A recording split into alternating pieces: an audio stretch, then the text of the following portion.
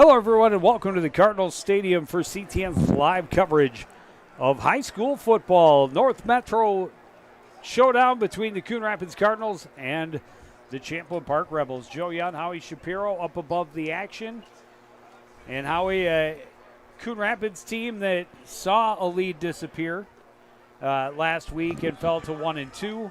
And a Champlin team that came from behind big week 2, dominated week 3 and find themselves at 2-1. Yeah, it'll be interesting. Obviously, it's been a long time since these two teams have hooked up and played, since Coon Rapids now back in 6A. So this should be a fun matchup, and I think that you talked about it. Champlin Park, the last 2 games, they were disappointed in that week 1 loss to Anoka. So they made some changes, and it felt on happening in those 2 games, the last 2 games, allowing those changes to happen. Joe, against the loss against Anoka, they gave up 230 yards in 4 plays, and they felt that if they have been able to change those 4 plays, they'd be 3-0. Well, Anoka Tornadoes, after 3 weeks, sitting alone atop the North Metro standings at 3-0. Champlin Park, one of a couple of teams at 2-1. Coon Rapids at one of a couple of teams at 1-2. And the Rebels were down to Maple Grove week 2 by 17-0 in the first half. They came back and scored the only score of the fourth quarter in order to overcome that large deficit. Yeah, and that was a huge win for them to be able to beat Maple Grove and take this 2-1 record here to Coon Rapids and see if they can get a win on the road. The Cardinals felt that they let one get away last week. They also feel they should be 2-1 at this point, but they're hoping to rebound here tonight. Jackson's young kick gets us underway. It's angled to the left side and will roll out of bounds in front of deep back Arthur Russell. Flag on the play. Rebels will start from their own 35. Yeah, smart play by Russell just to watch that go and get out of bounds and start their first drive at the 35. So the Cardinal defense will be tested here. One thing that Coach Russin said is that we really need to do a better job of tackling. And we felt that last week they didn't tackle the way they needed to. And that's kind of been the pattern all season long. They haven't tackled the way they needed to. They're hoping they can correct that here tonight. They worked on it in practice this week, and they're looking to see if they can do that against a very talented Champlin Park squad. Well, Champlin Park doesn't score a ton of points, but they've found ways to win their last 2 games.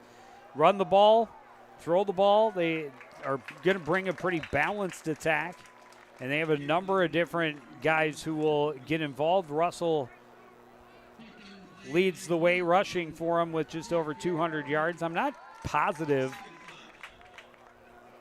on the statistics on the hub. They did not seem to match up. But that's the best I got. The bobbled Batelke reels it in, takes off. He's tripped up, but he'll be just short of a first down. It was kind of launched to his right. He flipped a hand out, batted it to himself, and took off. He is the second leading rusher on the team with 128 yards, according to the hub. Well, nice play by C.J. Adler to get him down around the ankles to keep him from getting that first down. But Tilke's the epitome of a quarterback. He's 6'4", I believe 190. And so he's got that size. He's got that prototypical size as a quarterback, having the height.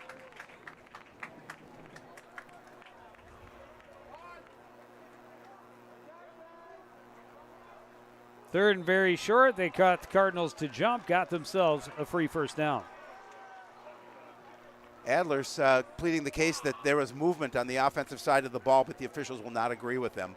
They will march it forward 5 and give him that first down. Well, they just gave him about 6.5. They put it on the wrong 44, so really gave him 7 yards.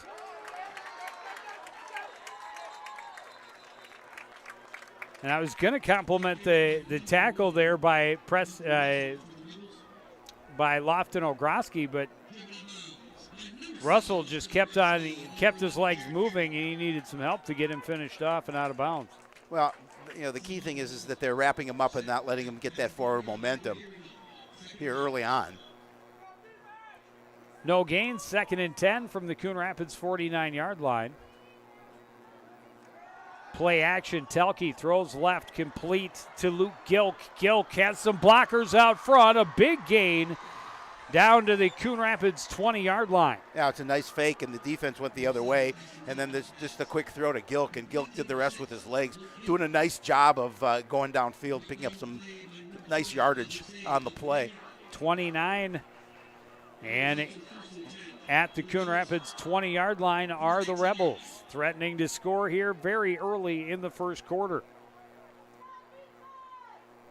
Motion 2 men to the left. Out of the shotgun, Telke gives to Russell. Russell running left.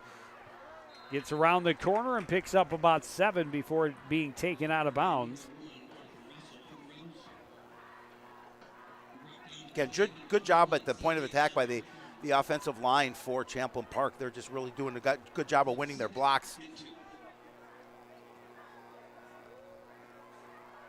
Champlin Park threatening here on their first drive. 2nd and 3 from the Cardinal 13, offset I formation in the backfield. Then Gilk spreads out, play action, rollout, bootleg, keeper for Telke. Telke's going to get himself the first down. It'll be 1st and goal from the 7.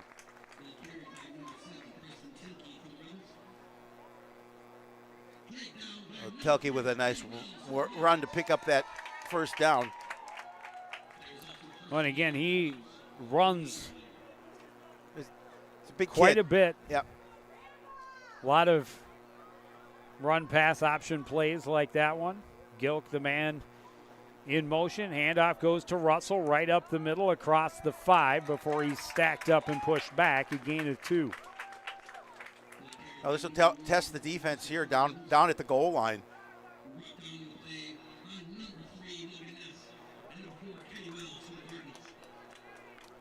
Well, and with a rushing attack like this, you can see why their play action is so dangerous. Yes, absolutely.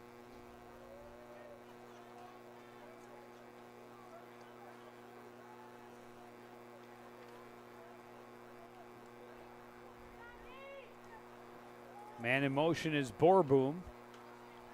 2 receivers on the left side going for Basemore. Reaches up, grabs it, comes down inbounds. Touchdown, Champlin Park. That was a heck of a throw and a really nice catch as he's able to go up high and pull it out and get the score. I mean, coverage wasn't bad. He just threw it where he needed to get it. Defender's back to the quarterback, and he's able to pick it off, and Basemore did a great job of going up high and adjusting over the defender and grabbing that, still able to get down inbounds. And the Rebels strike on their opening drive. Kick is good. up, but no good for Fitzgerald. Snap wasn't where it needed to be, and he had to rush it to put it down, and couldn't get a good look at it.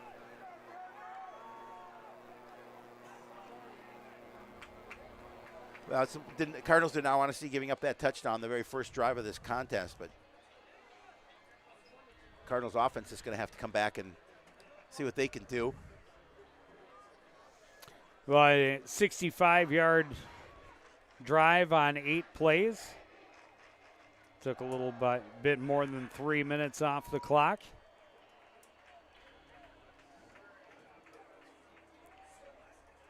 And now it's the Cardinals' turn. And this is a defense for Champlin Park again that gave up no points last week, shut out the Osseo Orioles. Held them to 80 yards total offense. And the week before in the second half gave up very little to defending state champion Maple Grove.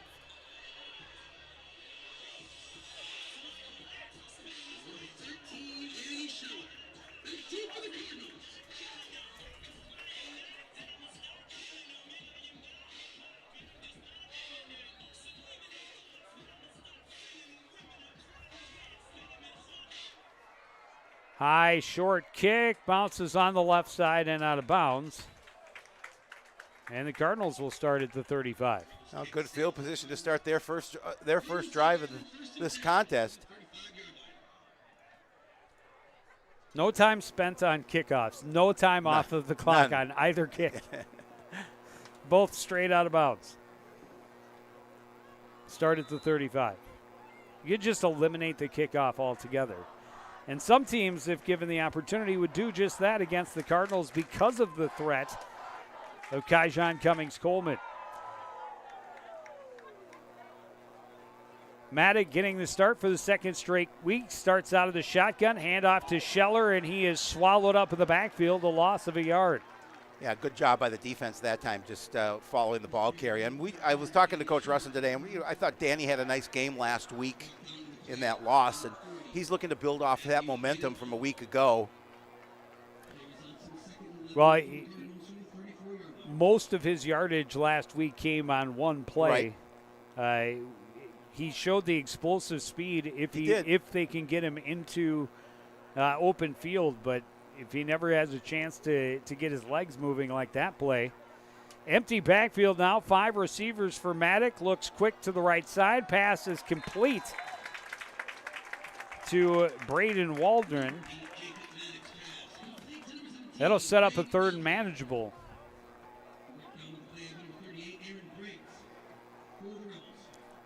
See where they spot it out at the 42, so it'll be 3rd and 3.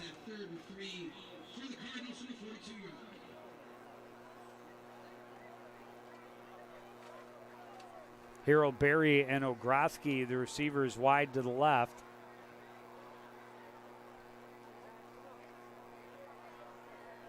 Jared Fearing set up in the wing position on that side.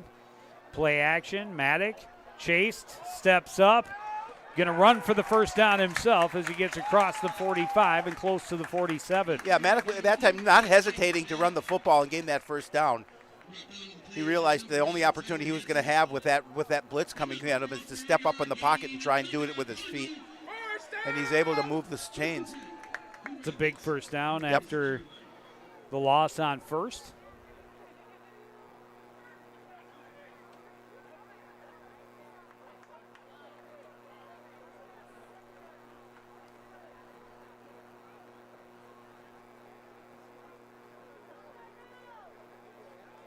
Ogroski, the man in motion. Pass will go to him on the receiver screen. Spins away from contact into Rebel territory. He's going to be just shy of a first down, but a gain of 9 on first down. And that's just Lofton Ogroski using his strength to pick up that additional yardage.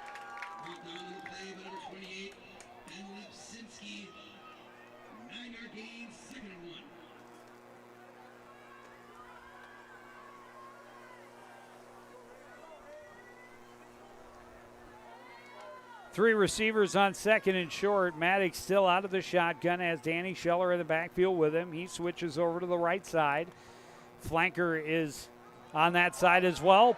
They give the ball to Scheller. A nice hole off that right side and a nice gain to the 37. Well, Joe, you had touched on that, giving him an opportunity to get in some open space, which he did there. He's able to pick up a nice gain. Pickup of 8. They had, as I mentioned, in that flanker spot was Jared Fearing, and he helped seal the edge and allow Scheller to get around the outside. Timeout, Champlin Park. Oh, nice start to this drive for the Cardinals, Joe. Just doing a good job of mixing some things up and able to put the pressure on the Champlin Park defense here early. And first downs are big. Obviously, scores are bigger, but I think just 4 first downs in the second half of last week's contest when they were trying to protect the lead. 3 of them came on one drive, which unfortunately ended with a turnover in plus territory. Yeah, we talked about it was a disappointing loss for the Cardinals. Up 21-3 at half and not able to put any points on the board in the second half. And I know that they would like to do some things differently, and they always hope that they learn from that situation to take it to the next week. But offensively, a nice drive going here.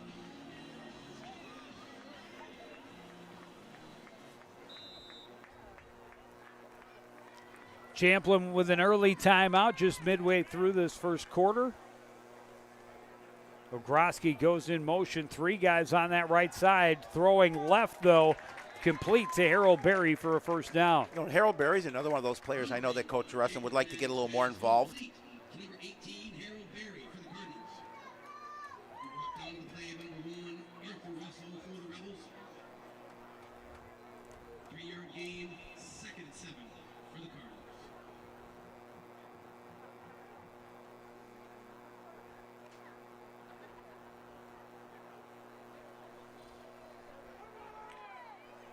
So 2nd and 7 from the 34.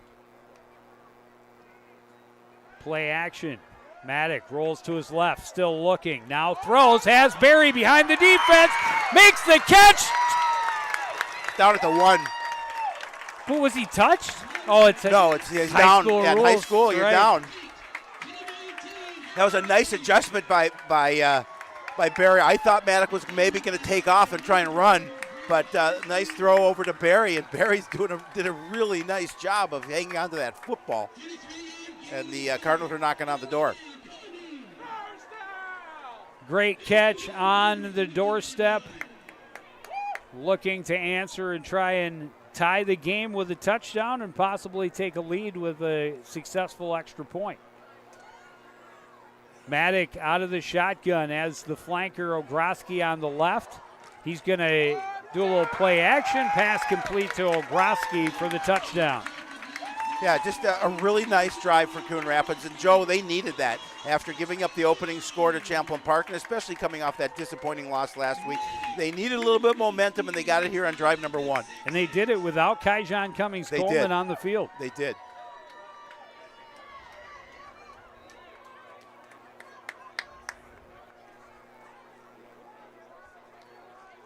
And now Jackson Young out to attempt the extra point. It is up. It is good. And the Cardinals lead 7-6. Yeah, got to be impressed by the fact the mixture of run and pass in that first drive.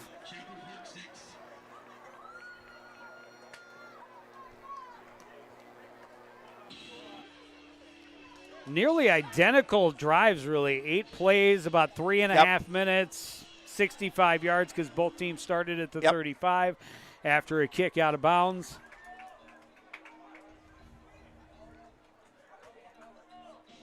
Neither facing, both were 1 for 1 on third downs, and they were 3rd and short, a 3rd and 1 for Champlin, a 3rd and 3 for Coon Rapids.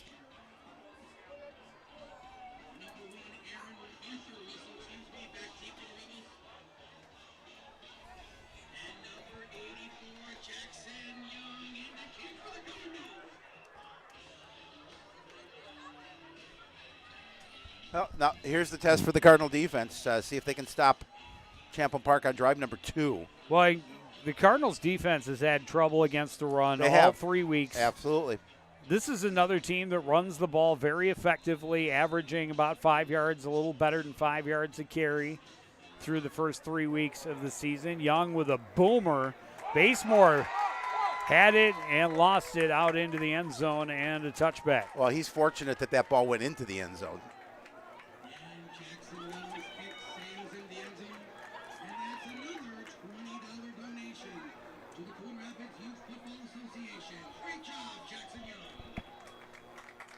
So a little bit longer field for the Rebels as they take the field this time. We had 1 second tick off the clock during that special teams play, after he touched it and before it went in the end zone. 3 special teams plays, 1 second off the clock. Just under 5 minutes to go in the opening quarter. Handoff goes to Russell. Russell wrapped up quickly and dropped after a short gain. Well, that is the key for the defense. Just make sure you wrap up tackles. If you're not going to bring it down, let your teammates come help you. Just hold the ball carrier up so you can get some help. Going to mark it at the 23, so a gain of 3. 2nd and 7.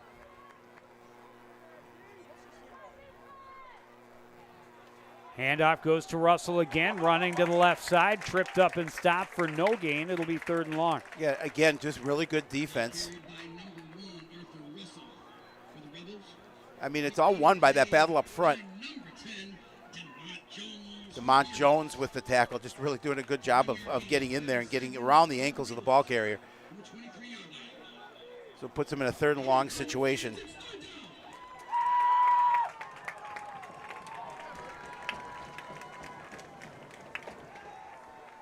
Telke rolls out now, tucks it, wants to run, has Russell blocking in front of him, and he is going to have the first down just across the 30-yard line. I mean, obviously you have to respect the fact that he can pass the ball, but he did a really nice job with his legs of just picking up that first down on a 3rd and long situation. Well, and Arthur Russell out in front of him with a good lead block. Yep. And again, you've talked about his size, 6'4", not the bulkiest of young men at 190 listed, but still that's a lot of size, a lot of momentum coming at you. Gilk, the man in motion from right to left. Handoff goes to Russell, hitting the backfield, spins away, and he's able to get his way back at least close to the original line of scrimmage. Yeah, I think he lost a yard. They're going to mark it at the 30, I believe.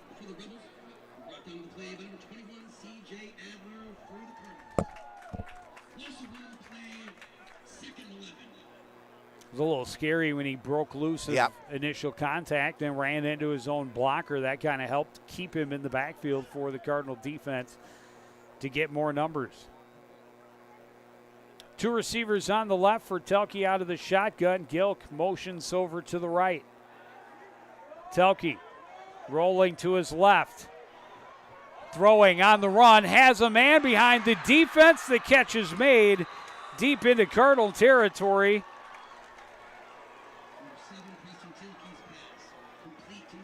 Matthew Berge on the receiving end. Well, again, just a nice job on the play action, and he's able to really get him behind the defense. And a nice throw to get him the ball. It was Kyjon Cummings-Coleman on the coverage. 40-yard gain from 30 to 30. From the plus 30-yard line now, Telke gets him to the line quickly. Cardinals showing pressure in the middle, now backing off. Receiver on each side this time. Telke out of the shotgun still.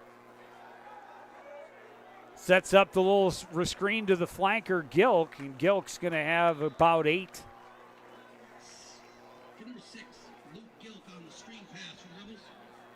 Yeah, good blocking, able to pick up that nice yardage on first down.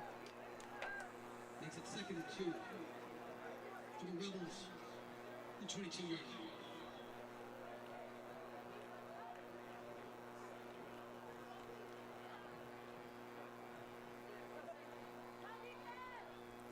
Low snap, scooped up, handed off to Russell. Gets some good blocks around the left side as a first down.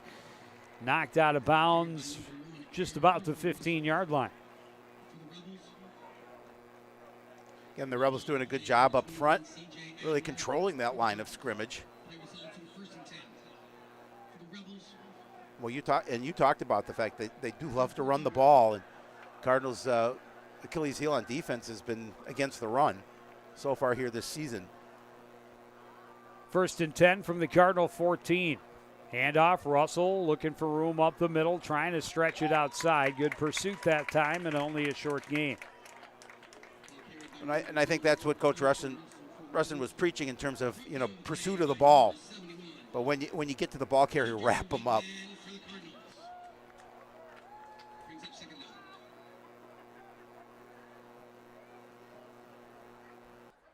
So 2nd and 9 from the 13 now. 2 receivers on the right side. That's Basemore and Berge.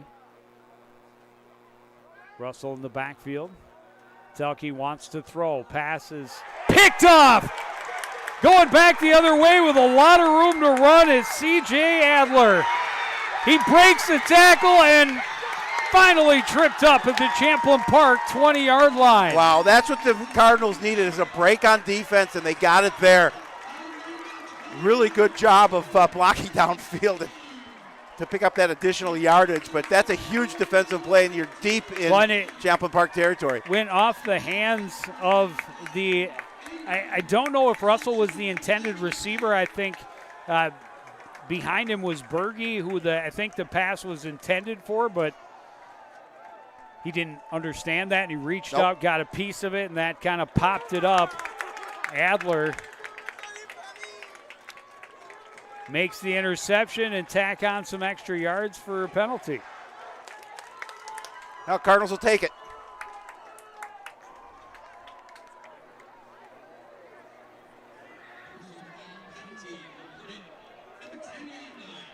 So that'll set him up first and goal from the 10.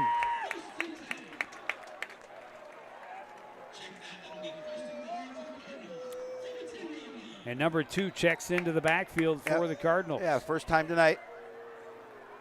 Played on the defensive side last drive. Now an opportunity to put their playmaker to work.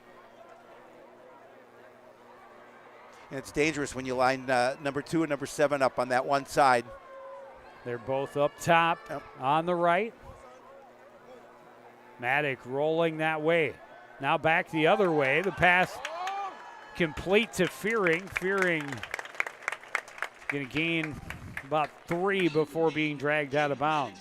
Well, when talking to Coach Rustin, I said, obviously everybody looks at 2, everybody looks at 7. 11, Jared Fearing is someone you get involved with. We're going to try and get him the ball in space. Second and goal from the 7.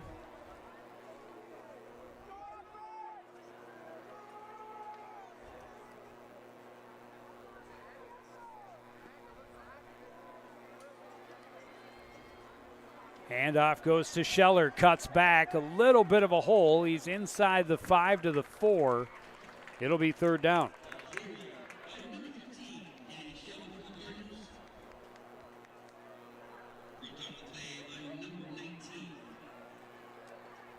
Well, and just on that last play, they had Kaijan up top all by himself. Yep. There was a safety in a corner over there, and the linebacker was cheating too. Well, yeah, because I mean, that's how much respect he gets. You have to give them respect. Number 2 especially. Now he is the deep back behind Maddock out of the pistol. Scheller is the up back. Fakes the pitch. Looks back into the end zone. Wide open. Fearing. Touchdown. Again, you sneak Jared Fearing out in that soft spot of the zone in the middle. And they didn't have an answer for it. Nice job of Maddock finding him in the back of the end zone for the score. Well, and so many different options. He faked the pitch to Kai. Definitely drew some attention. Then he was looking to the left side where Ogroski was, and Scheller was also in the flat as the check down. And there was plenty of white jerseys over there. And right in the back of the end zone all by himself was number 11. Showed his quarterback his jersey and got himself his first touchdown of the season. So they threw a flag, but they waved it off.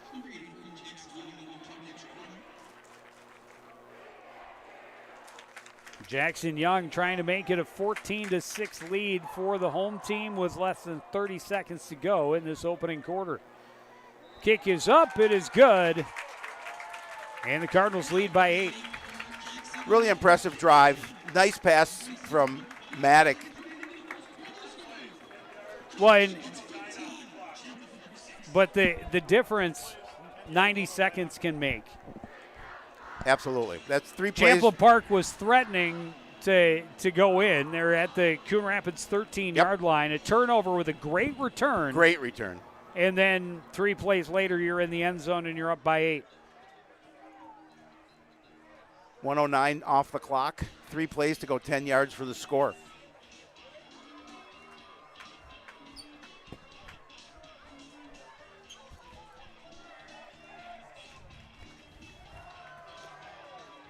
Plenty of excitement already, and we're just 1 quarter in.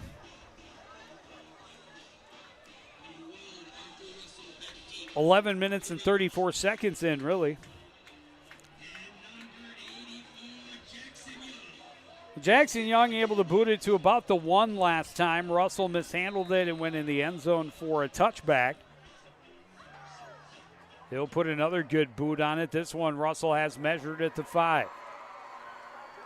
Hit and dropped just shy of the 20-yard line.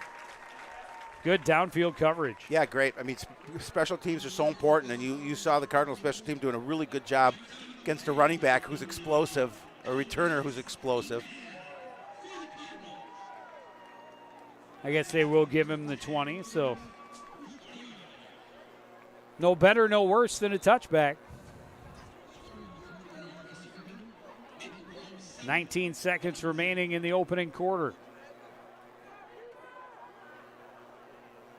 Telke and the Rebels take over again from their own 20-yard line. 1st and 10 out of the shotgun. Handoff, Russell, big hole in the middle.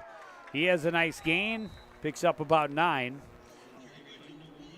Well, and the one thing Champlin Park knows is they've got the offense to move the ball. And that'll take us to the end of the first quarter. Champlin Park strikes quick, but the Cardinals have a 14-6 lead after the first 12 minutes. We'll be back with quarter number 2 after this on CTN.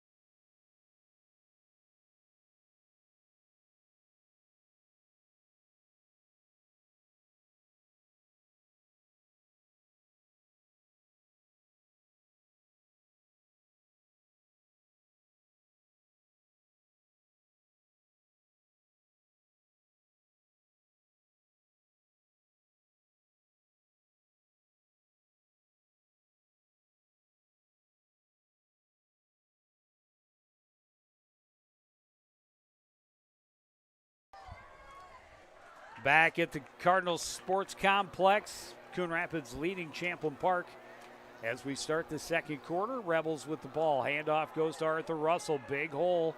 Waiting for more blocks to develop. Nearly bounced outside, but tripped up by LeClaire. Still a nice gain, a first down out to the 38-yard line. Yeah, if LeClaire hadn't made that tackle, he would have gone for much further, I believe. He was going to be able to get around that end. Back-to-back 9-yard carries for the leading rusher for this Champlin Park team.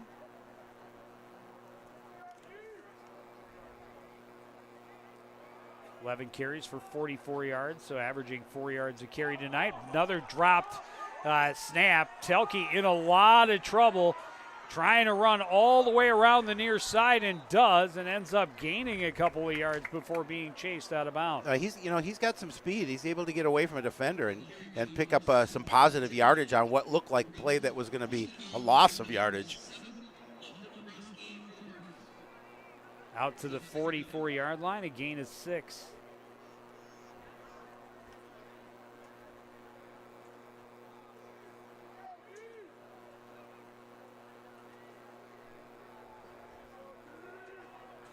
On second down, the Rebels. Another low snap. Telke picks it up, completes the pass to Berge. Hit immediately by Cummings Coleman and stopped for no gain. Yeah, Telke a little slow getting up. And so is Berge as well. Or Berge, I mean. Berge, yeah. Yeah, he's limping. Cummings Coleman laid a lick on him.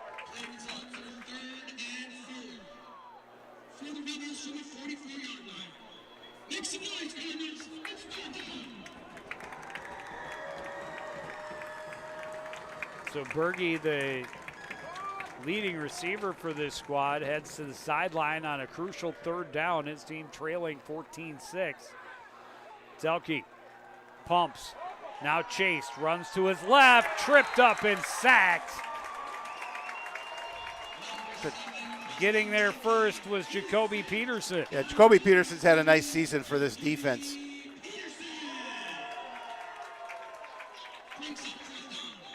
A great job by the defense. Really good job by the defense on that drive.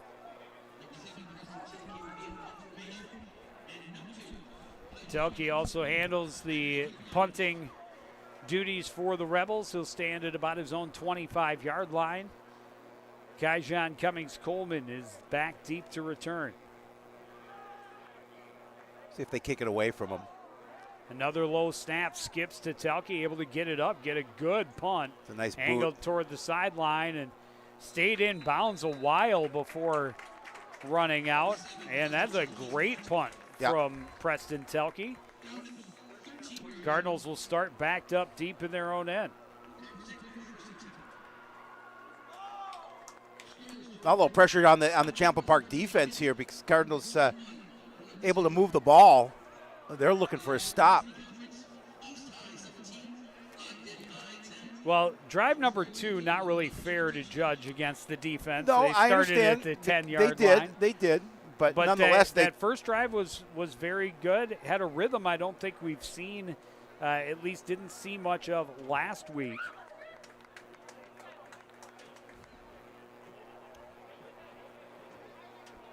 Maddock out of the shotgun. Pass complete on the left side. And Harold Berry just not a lot of room to move. He picks up 4 or 5, though.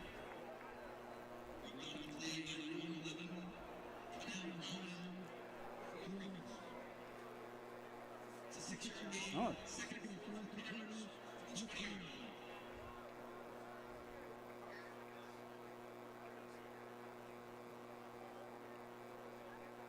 Marked at the 20, so 2nd and 4.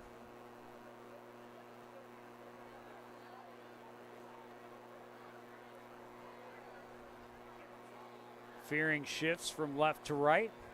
Telke throws complete to the left side. Another one to Berry. He's got a first down, holds on to the ball out to the 24-yard line. Well, we talked about Coach Russin wanting to get Harold Berry a little more involved, and he certainly has here in the first half.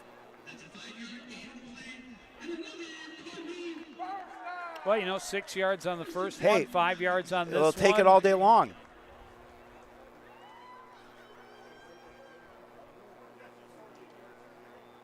Four catches for 48 yards in the first half for Harold Berry. 5 receivers set, empty backfield for Maddock. Sets up the bubble screen to Cummings Coleman, makes one man miss, makes another man miss. Now it's a foot race. He's got a blocker out in front of him. He's trying to get down the sidelines. Fearing is helping, cuts back. Touchdown, Cardinals! Wow, he's so electric. He's so electric, so elusive. He has, and I talk about it every week, Joe. His field vision is amazing. Well, and what a block. 80 yards downfield almost from Jared Fearing. And his first touch, again, his first 2 touches last week were touchdowns. Absolutely. One on an amazing catch, one on a great run after catch. First touch here tonight is an amazing, electrifying play that goes 75 yards and puts the Cardinals up by 2 scores. And the kick for Young is up and good. It's just 86 yards on 3 plays. Yeah, again, it's just so much fun to watch him. He's so good in open space, and again, he doesn't need much. Obviously, he's so fast. He's able to get past the defense, and as you saw, thanks to Fearing's block downfield, he's able to take it into the end zone. So here we are, still plenty of time remaining in the opening half, and Coon Rapids has the 21-6 lead. 8:14 still to go in the second quarter. And these congratulations from Jacob Maddock, because nobody makes the quarterback's numbers look better than that young man number 2. He definitely helps. Yeah. I like that, though. They set up a bubble screen, but downfield like 5 yards. Right. Normally they set up that blocking at the line of scrimmage, but that really threw Champlin off when all the receivers ran 5 yards and stopped. And then Cummings Coleman makes the catch, makes that first man miss, and then he just finds seams. And again, that one's off the tip of the fingers of the up back. I think that's Schornstein, and Schornstein able to recover it and get out across the 30 out to the 34. Yeah, able to give him pretty good field position for having to bobble the ball. Well, we saw the defense, nice drive on that last possession by Champlin Park, looking to see if they can repeat themselves and hand that ball to that explosive offense. Can we get it right back to them?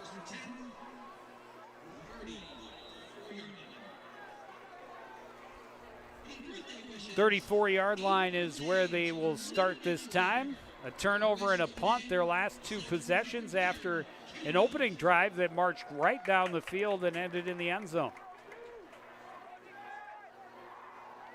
Second drive was threatening. Handoff, and up the middle goes Austin Tucker for a nice gain out to the 41, gain of 7. That time the offensive line did a really nice job of opening up a hole.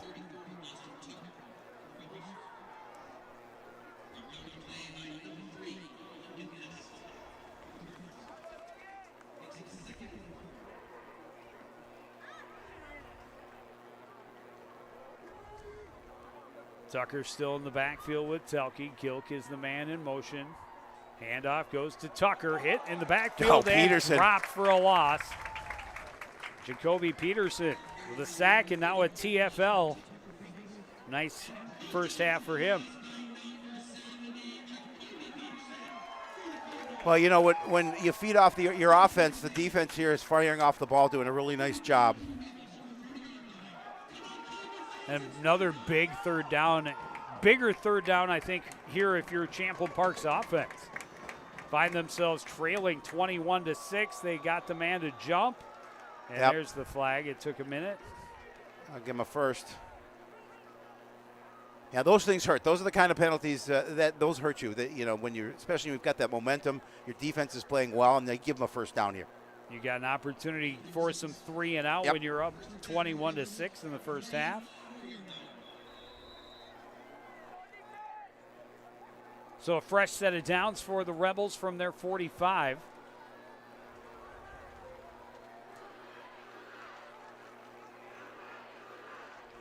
Rebels fans trying to come back to life. Handoff goes to Russell.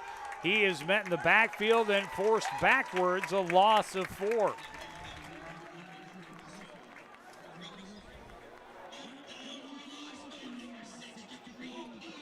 Capri Palmer with the tackle. Again, the defense doing a really good job of. Well, there was just great pursuit all down the line. Pursuit of the ball. I mean, by the time he got to where that edge was supposed to be, there was no edge there. Great job containing.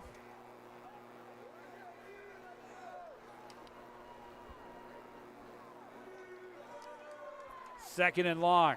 Telke with time, now pressured. Rolls to his right, throws on the move. The catch is made. Only a short game for Gilk. Back to the original line of scrimmage, 3rd and 10. Yeah, so a 3rd and long situation now for the defense. They can fire off the ball here. Just got to make sure that they don't jump. But a great opportunity, as you talked about, Joe, to get that defense off the field and get that offense right back to it.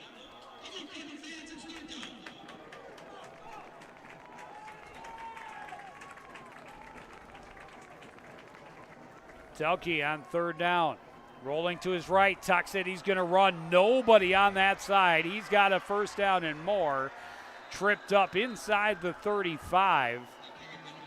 And that was a well-designed play. He was running that from the word go. Yeah, and again, just to break down the defense, as you mentioned, nobody there on that side of the field to offer him any resistance.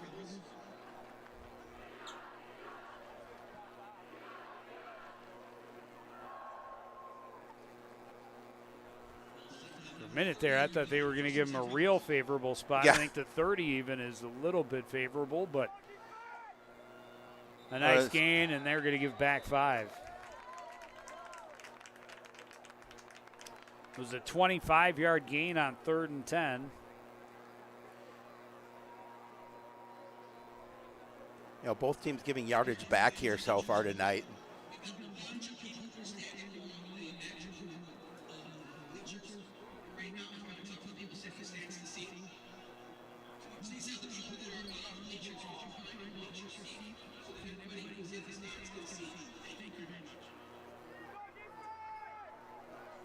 So 1st and 15 now from the Cardinal 35. And a high snap over his shoulder, a race for the ball. Telke dives, can't control it. Cardinals have it in Rebel territory. We've seen that a number of times. Bad snaps from center have allowed the Cardinals to take advantage of things, and that time another turnover on a drive that the Rebels were looking to see if they can get some momentum. Samson LeClaire, who's had a wonderful season on the recovery. And it moved the ball 15 yards. Yeah. Telke dove on it. He knew he was in a foot race. I think it might have been Fearing who was trying to get to the ball first on that left side. But he felt the pressure. He dove for it, but could not come up with it cleanly, and the Cardinals able to end up with the ball. 4:45 to go in the half, up already by 21-6. But after losing the lead last week in St. Michael, no lead is going to feel comfortable. Cummings Coleman is the man in motion. Fake the little shovel pass to him. Maddock able to elude some pressure and then ends up throwing it incomplete, looking for Kaijan on the sideline. Yeah, again, that's a tough play, and Maddock just wanted to make sure he got rid of the football without. I'm amazed he got away from I was just going to say that in the backfield. He did get away from the pressure, and he just wanted to make sure that he didn't get any negative yardage on that play. Yeah, very easily could have ended with a 5 or 10 yard even loss.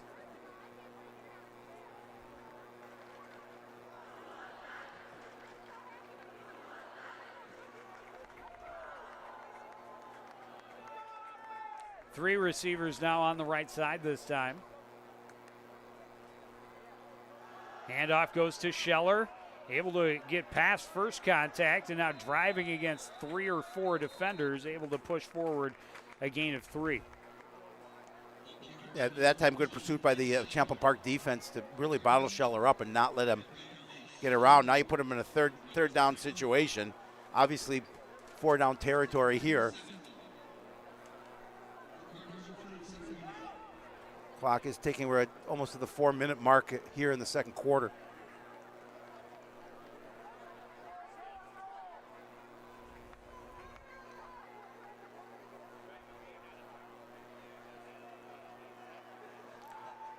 Empty backfield again for Maddock on 3rd and long. Showing blitz in the middle. Here it comes. Maddock steps up. He's going to run. He has the first down inside the 30 to the 27-yard line. Well, and again, they blitzed to leaving that middle wide open. Jacob Maddock wisely seeing it, and he's just able to step up and pick up that first down. But again, when you blitz like that, you have the middle open, and you're vulnerable in that spot on the field, and Maddock made him pay. Maybe a little shaken up after the contact at the end. He went over to get the plate from head coach Nick Russin.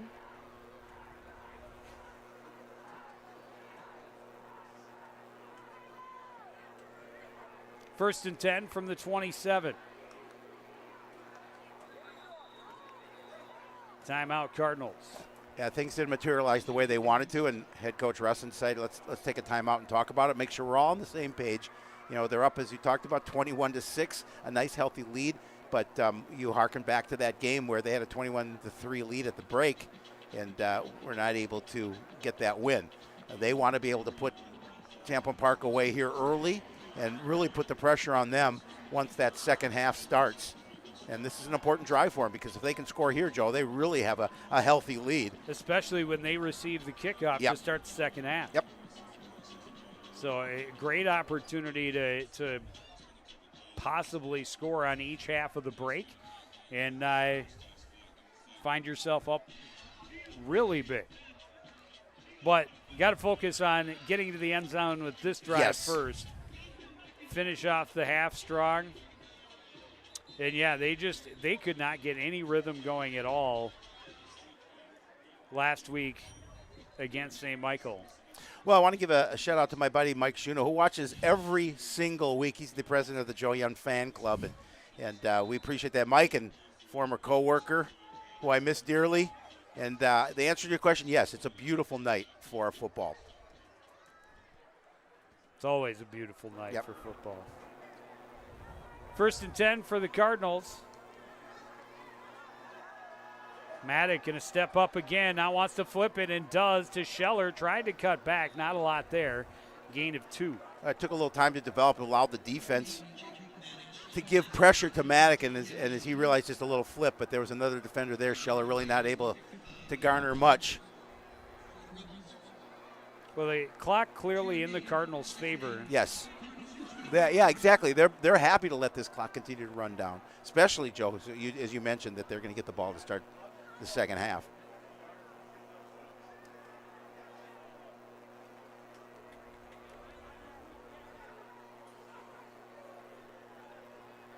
Second and 7 now. The bottom of the screen is Cummings-Coleman in motion. Maddock flustered. Chase from the pocket, shakes off an arm tackle, and going to be very close, if not getting the first down before getting out of bounds. We'll see where they mark him. I think he's going to be about a yard short, maybe a little less than that.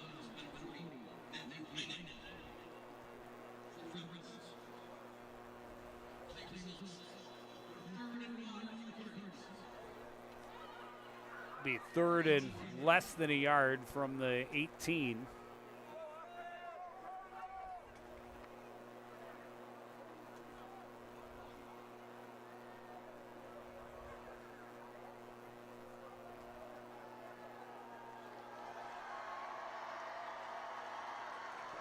Fearing shifts from left to right.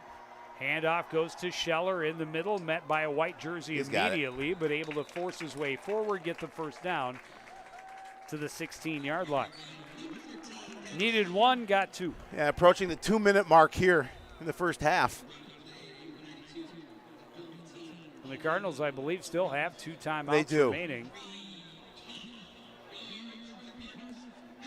Well, They'd like to use, don't want to necessarily use regardless them. of the result of the end result of this drive, they want to use as much of that clock as That's possible. what I'm saying. That necessarily don't want to take them unless they really have to, because they want this clock to wind down.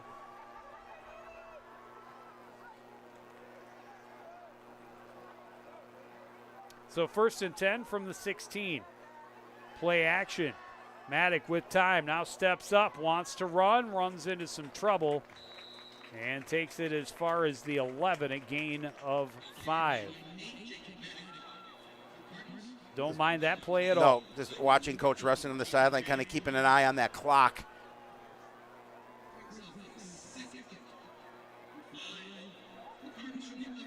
Yeah, defensively, if you're Champlin Park, you cannot let them score here. 4 rushes for 25 yards so far tonight for Jacob Maddock. He's also thrown for 3 touchdowns, by the way. Yeah, he's had a nice first half, that is for sure.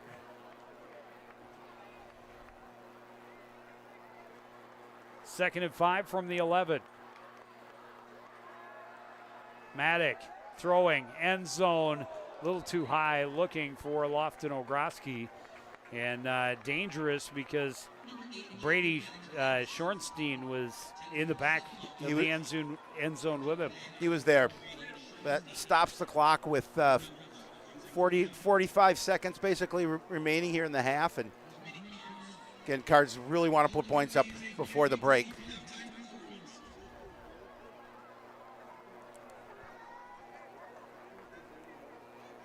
They'd like to put a touchdown up if possible. Yeah, they certainly would. 3rd and 5. Some extra attention paid to the receiver at the bottom of the screen. Rolling to the right is Maddock. Wants to run, now throws, incomplete. And Maddock went down kind of hard.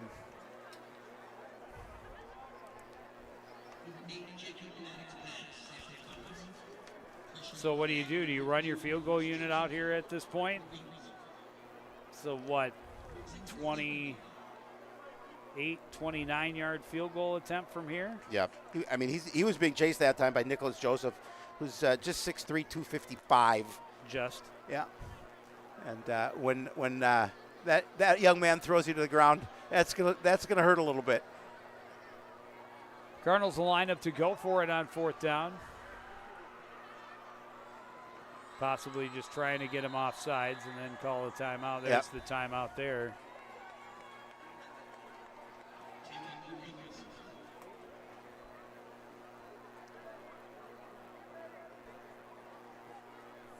I see Jackson Young over on the sideline, but yeah, they're going to kick the field goal. I think it's the wise decision. I agree. You're right in the middle of the field. Put points on the board. If you and he's kicked well. Now this is what, about 7-8 yards further than the extra point, maybe more. Well, he's had plenty of leg to make those extra points. So I think just with the extra 7-8 yards, he's got the great opportunity. And a great point, Joe. You said right in the center of the field. Give him that opportunity. And 24-6.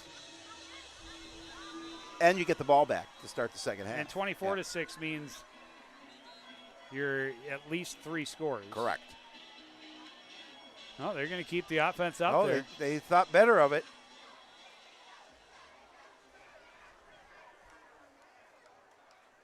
Well, we'll see. This will be interesting to see what Coach Russin dials up here.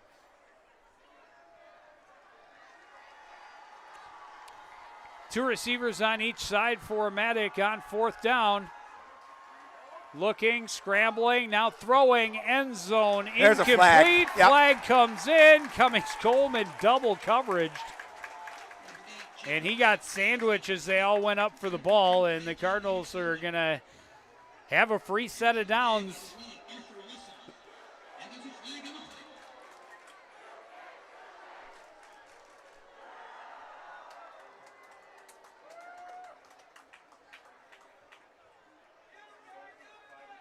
So the Cardinals will now have 1st and goal. Just one timeout remaining now. Champlin Park fans, not fans of that call. No. And why would you be if you're Champlin Park fans? To be honest, it's a hard sell. That's a 50-50 ball. Yeah, but I think he had a little. I think he hit before the ball got there. But if that was contact due to the defensive player going for the football, that's fair game. Yeah, unless the guy's behind him. If the contact was through the receiver, yeah, I agree. And regardless, the flag was thrown, the call was made. Doesn't matter. They don't overturn those things. Nope. So the Cardinals will have it 1st and goal from the 5.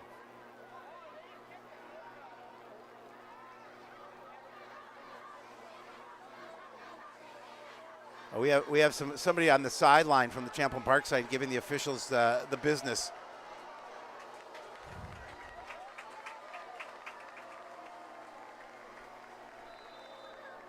Emotions running high as this keeps this Cardinal drive alive late in the second quarter. They already lead 21-6.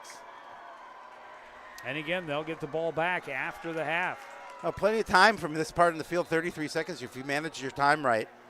As Champlin Park going to take a timeout. Well, you don't get to carry him over to the second half. No, you might as well use them, especially in a situation like this because they're already down. And you have 21-3. 21-6. As hard as it may be, you got to try and keep your emotions on check on the field, on the sideline, even in the stands to a certain extent. Absolutely do. How about the booth? Got to keep our emotions in check. Neil Hannah's pointing his finger at me. Our emotions run high, but that's what the people want. That's right. They have spoken. We're homers.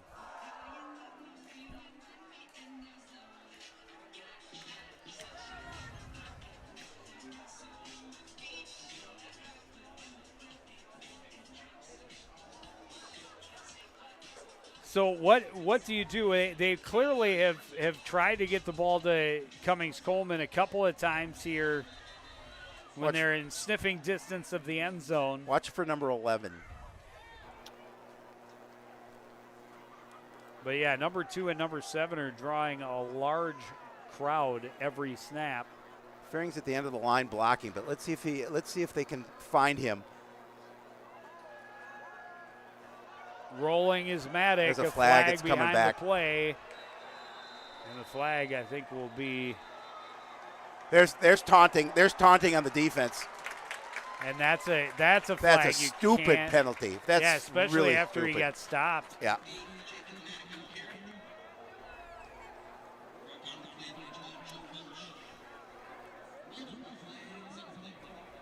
But does that mean they just offset replay I would. first Yeah, down? I would think so.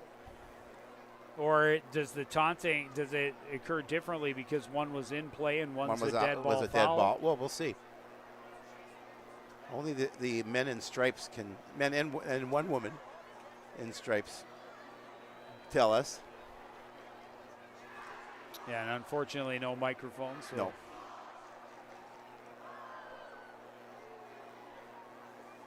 Holding on the defense. Yeah, which we saw. That was obvious. Sportsmanlike conduct on the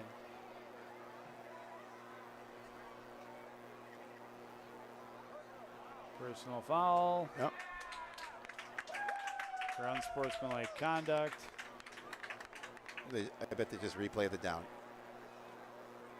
They don't seem to be marching anything off. Well, they have not switched it from first down, Nope. so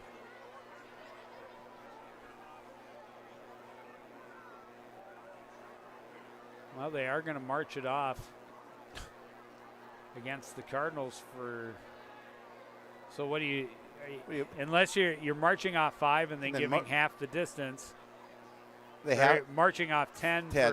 for the hold and then getting half the distance for the personal foul. You can't just leave it there. Yeah, I think that's what they're going to do.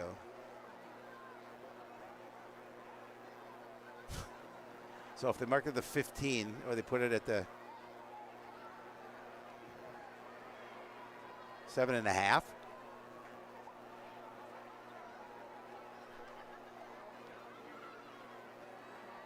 Oh, they're gonna put it on the.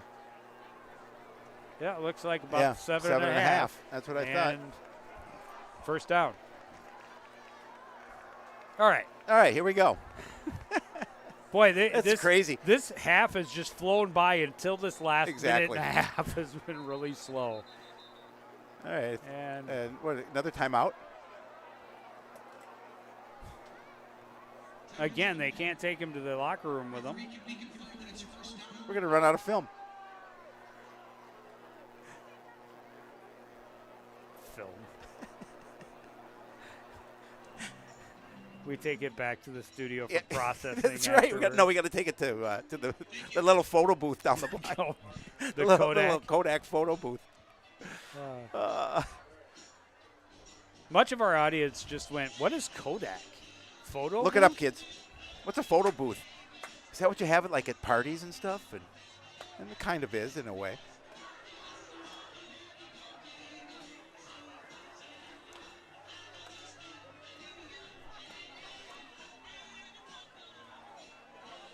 So I'm a little surprised again that they did not just kick the field goal, but they clearly are not that confident in Jackson Young. Or do they want to score the touchdown and just really put a lot of more pressure on Champlin Park? That's what I think. I mean, it was taking a risk though It was giving them the ball back with no points. Right. But your defense has been playing well. Now either way, you got first and goal from the 7.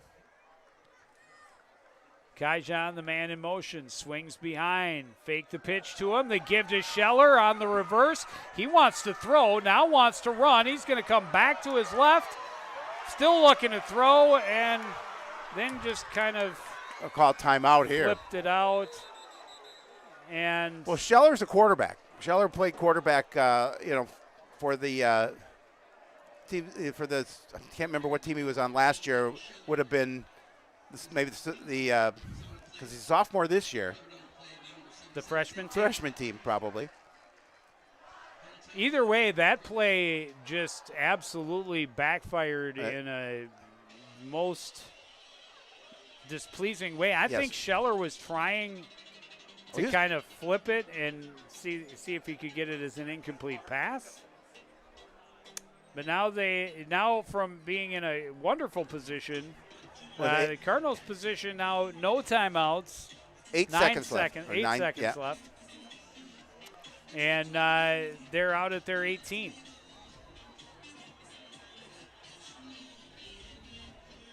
Well, sometimes you try things and they work, and sometimes not so much. I mean, I think if Scheller came around that corner when he originally got the ball with the intention of running, I think he could have run to the end zone. Possibly. But he came. The play was to throw the ball. The play was to throw the ball, so when he came around the corner, he wanted to throw first.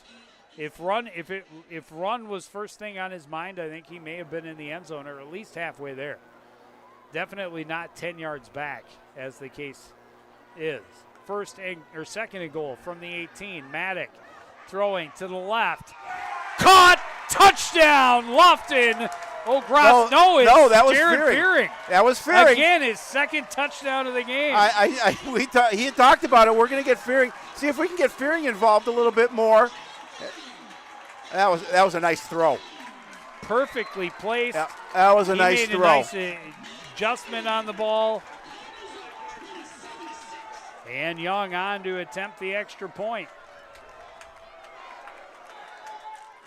I would say that Champlin Park is shell-shocked at this point.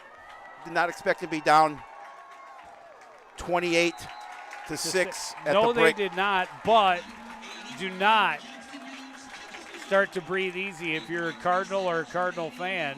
No, you better not. This is a team that came from big deficits against Maple Grove 2 weeks ago.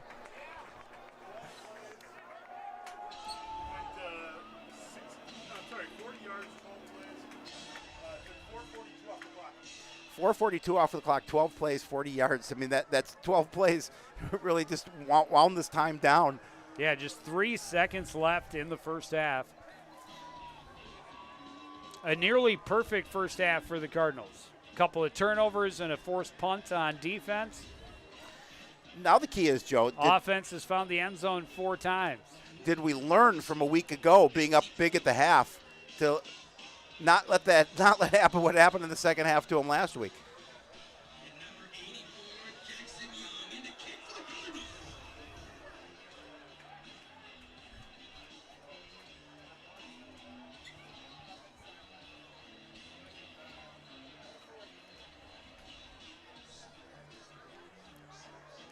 And now Jackson Young to kick off. Russell standing just inside his own 10-yard line. Well, it was almost a disastrous play. The play before it turned into points. Squib kick. Champlin falls on top of it. Unfortunately, that doesn't allow enough time to come off the clock. And so Champlin will have an opportunity for one play.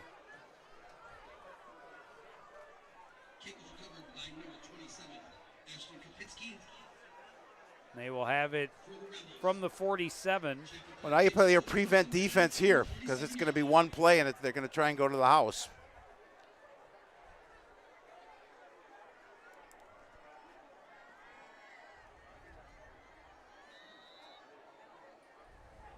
Telke up under center, and he will just take a knee and go to the locker room. So Champlin Park came out, opening drive, marched right down, started the scoring.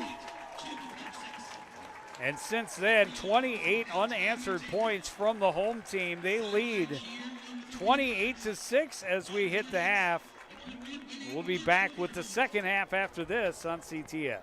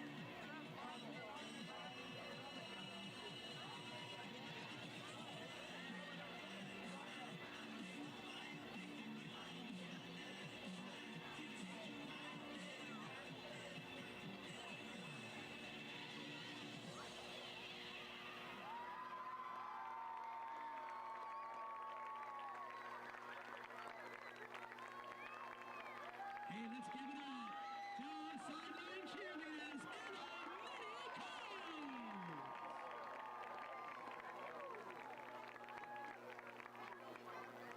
And now it's time to welcome them back to the field, our Cardets!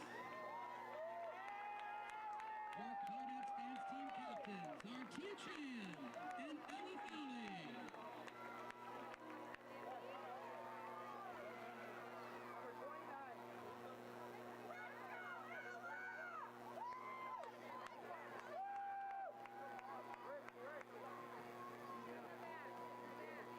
They will be dancing to the song "Life in the Dream House."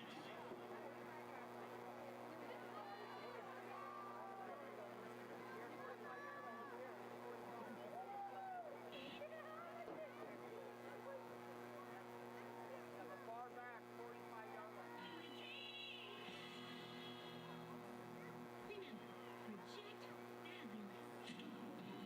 Now for the cute hair flick.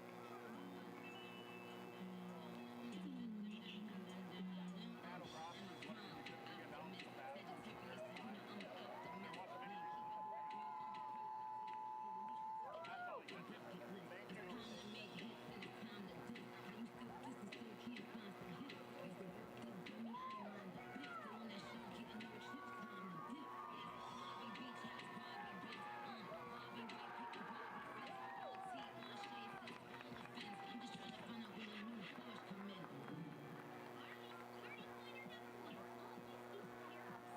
Party pointer number 1. Always keep hair set style. You never dated a chocolate criminal.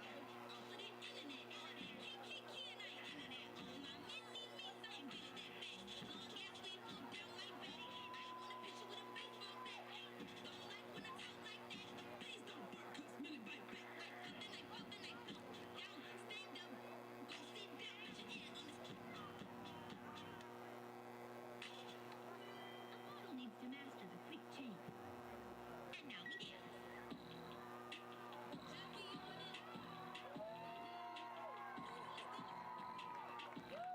For the gangster, so he put my name in the top. Scream my phone, but they knew I wouldn't answer. In the hood, I'm like Kiss Diana. I'm thick 'cause I beat it up. Like to for me, but no. She beat me, so she do my moves and my name in her mouth. So I bet she gon' choke. I tell her, man, I'm the girl in his dreams. Think about me when he brushing his teeth. He keeps texting, I leave him on scene. Hers, they know if I'm not. Not like that. Keep it a stack. You know, 'cause they know I got bands. Jackie on it.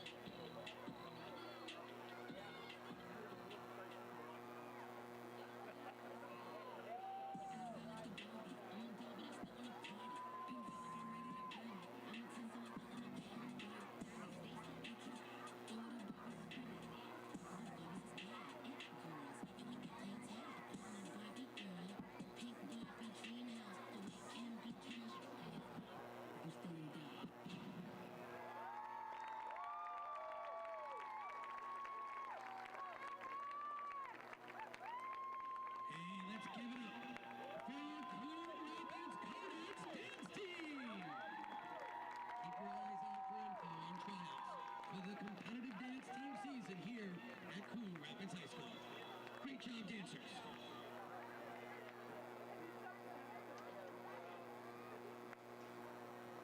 And now, welcome back to the field, our world-winning Coon Rapids Marching Cardinals!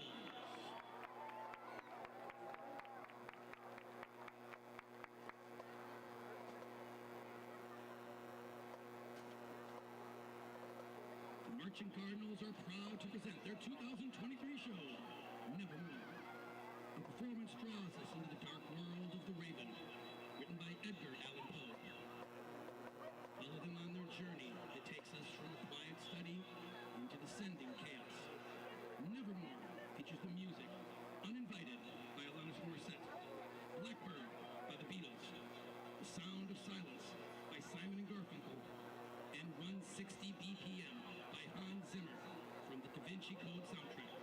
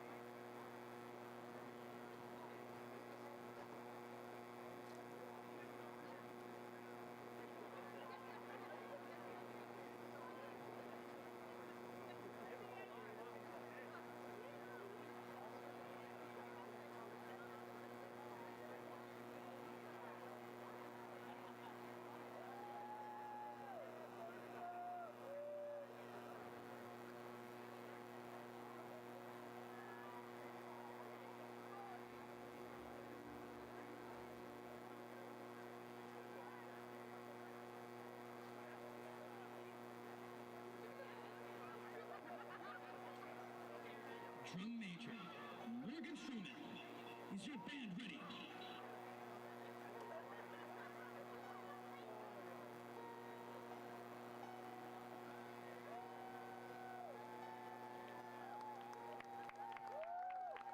Coon Rapids Marching Cardinals, you may take the field.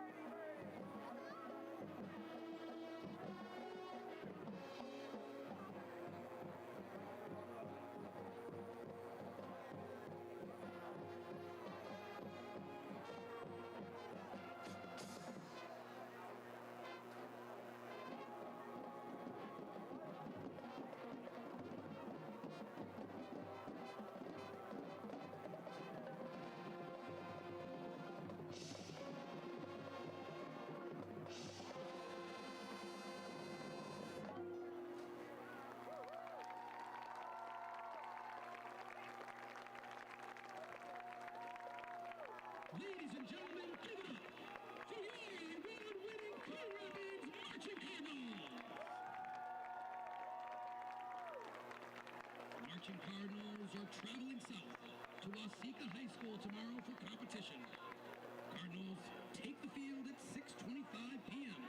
Go and support them tomorrow in Waseca. Let's also congratulate the Marching Cardinals Color Guard for their top 3 placement at the Eastview Marching Band Festival a few weeks ago. Congratulations, Color Guard, an outstanding performance to our award-winning Marching Cardinals.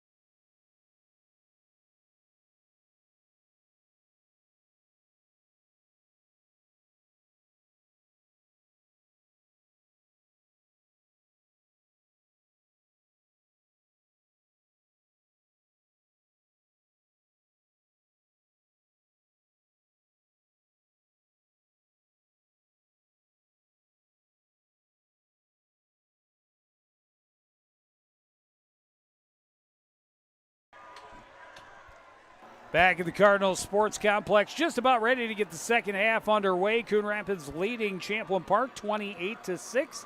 Joe Young and Howie Shapiro up above, along with Neil Hennon and our stats master Harley Schultz, and Steve Ansis up on top running the camera. Got a small crew, but a great crew. And a great game so far for the home team.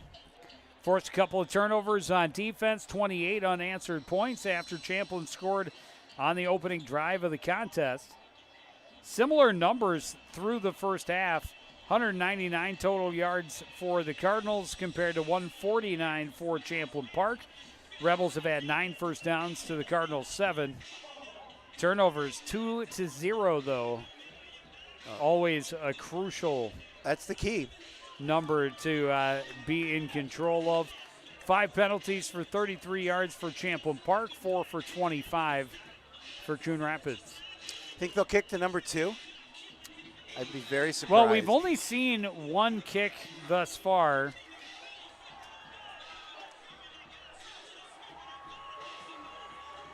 They're not kicking And to that number 2. Well, that was Trace Fitzgerald. This is now Matthew Mayo. Hold the Mayo. And so Fitzgerald had kicked it out of bounds after their opening score. Mayo, high, short kick will be fielded at the 27. And a nice return out across the 40. Well, and that's obviously the chance you take when you're going to kick away from that very dangerous returner, which I certainly understand why they did that. Nippon on the return. But so now you get great field position to start this first drive of the second half. Up by 25, and if you're the offense, and I know Coach Russin is talking to his guys, is let's just put the pedal down. Let's not let up here at this point. Yeah, you're better off, again, just kick it out of bounds and let them take it from the 35. Agree. 7 yards better field position this way. 1st and 10 from the 42. Maddock out of the shotgun. Kaijan in motion from right to left. Play action Scheller. Pass bobbled and picked off. Popped up right into the hands of Russell. And that will put Champlin Park in great field position. Ogroski saying it hit the ground. But that is not the way they saw it. Well, that's exactly what Champlin Park wanted to happen here on that first drive, a turnover. Unfortunately, we don't have a replay, so we can't see if that ball did hit the ground. Officials didn't see it that way, and Champlin Park will take over in great field position here. And I think it's imperative for them to put points on the board.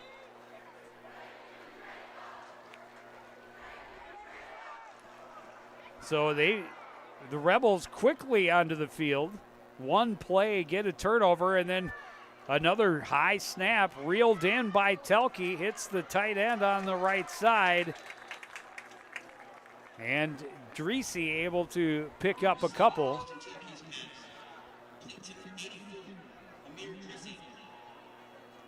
Yeah, that's a tough break for the Cardinals, too. I mean, they start that first drive with a turnover. Now, we talked about 2 turnovers for Champlin Park in the first half, none for Coon Rapids. All of a sudden, Coon Rapids turns the ball over here. 2nd and 7. Handoff goes to Russell. Stutter steps in the backfield. Can't really find a hole, and he's held to no gain. It'll be 3rd down.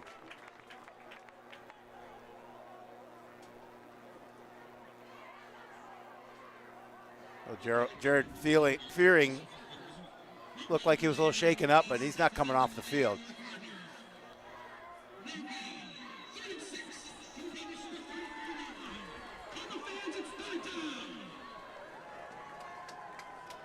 Telke out of the shotgun as Russell in the backfield with him. Gilk flanked out on the left side and movement on the line. Yeah, that's not going to help.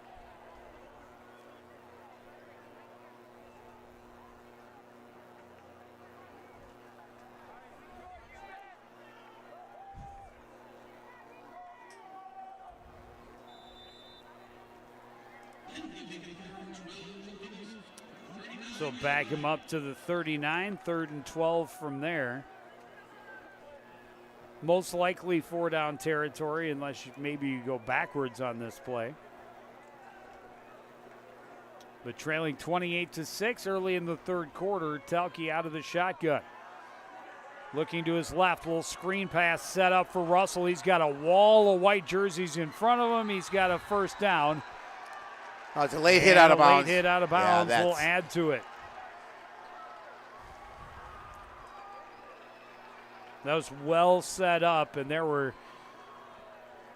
a great escort out in front of Arthur Russell when he caught the pass. A lot of big white jerseys in front of him.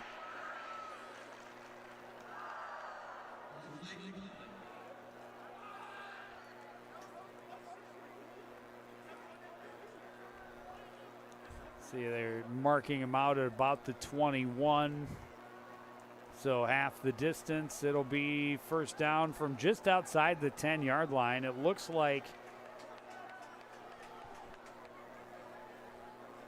they should still have an opportunity for a first down inside the 1. Well, you talked about really well-designed play. Handoff goes to Russell. Hit and stopped after a short gain, pickup of 2.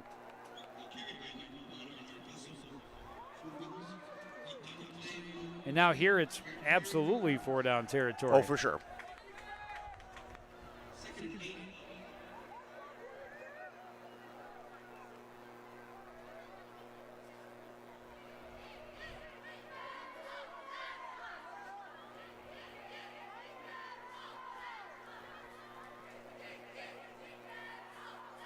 Handoff goes to Russell, trying to get around the left edge, and does. Out of bounds.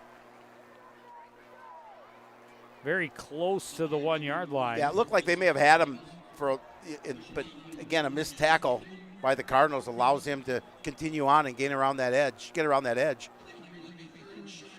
3rd and a yard from the 2.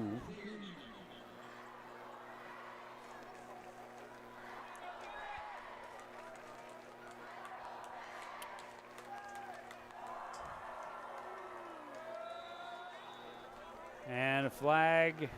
Get half the distance. It'll be 3rd and inches from the 1.5. Well, again, things not going the way of the Cardinals here early on in this first half. Some penalties. Obviously, that turnover.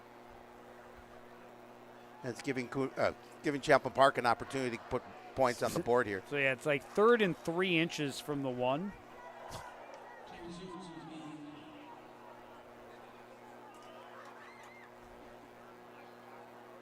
So, and it is literally 6 inches to the first down, 1 yard to the end zone. Russell left side, spins, and has the first down.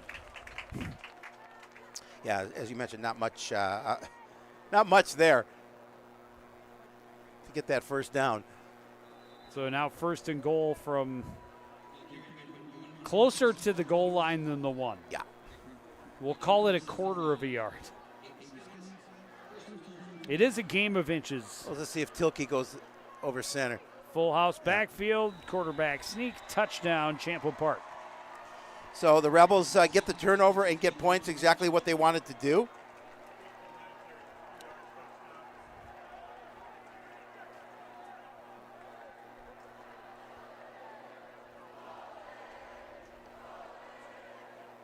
Looks like they're going to run the kicking team back out there, despite the missed extra point earlier.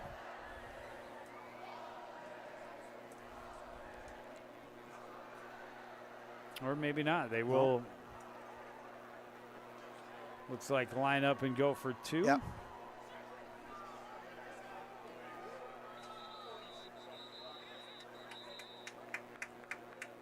Oh, they could have called a timeout. Talk about things. Timeout Champlin Park as the play clock was winding down. Hate to call a timeout before an extra point attempt, Right, but got to make sure you get your play off, get your opportunity off. And so you'll call the timeout. And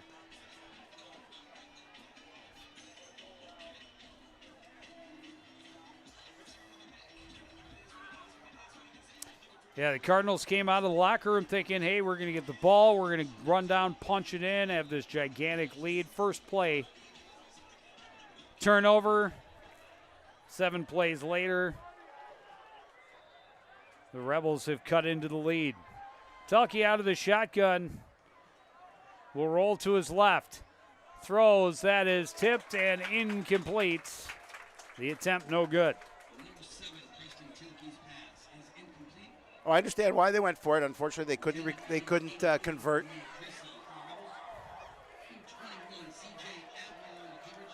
Well, if you're Coon Rapids now, you just have to go back and you got to answer. Yes. Well, we talked about it during the break. You know, the offense in the first half had the kind of rhythm they have not had in at least the last game and a half. I think they did have some of that rhythm at times against Centennial, especially in the first half, and then also in the first half of the game against Osseo. They did not put Osseo away the way they should have been able to. And yes, they got those 21 points in, less than a minute into the second quarter last week, but it was a couple of big plays. It was not continuous drives that, seemed in that kind of rhythm. Well, yeah, take time off Another the clock. short kick. They'll let it bounce. Kai John scoops it up at the 27, breaks through the first line and gets out across the 40 to the 43. And sometimes you just can't keep it out of his hands, and he's so electric. But now if you're Champlin Park, you challenge your defense and you say, let's make sure we get a stop here again. This game there's plenty of time left, and there's plenty of time for them to come back. But if you're on the other side, the guys in red, you challenge your offense and say, let's take some time off the clock, let's get some points, and let's gain that lead back that we had previously to start this second half. Well, this is almost the exact spot they started in at the beginning of this third quarter. They were 1st and 10 from the 42, this time from the 43. Fearing shifts from right to left. Handoff, fakes the give, and Maddock on the keeper, turns upfield and takes his there's way. a flag. He threw a punch. How do you not see that? I can't believe they missed that. These old eyes saw it from up here.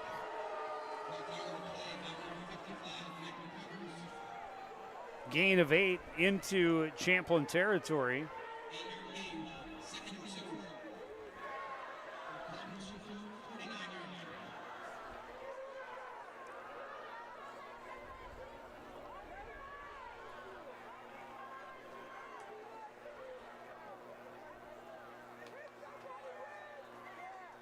Handoff, Scheller. Scheller hit immediately, and it's going to be just short of a first down, it looks like. It'll be 3rd and inches.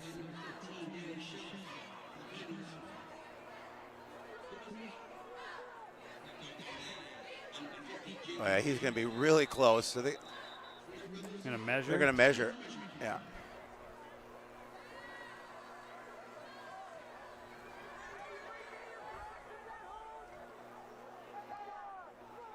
I don't know if the officials decided to measure on their own, if Coach Russin asked for a measurement. Nonetheless, they are going to see if he was able to get that first down.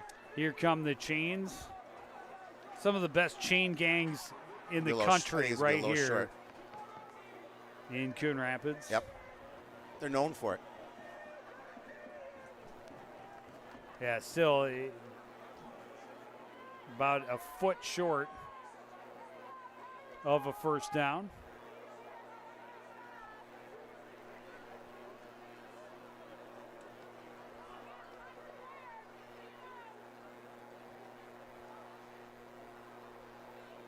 The difference in the first down is about the width of the hash mark.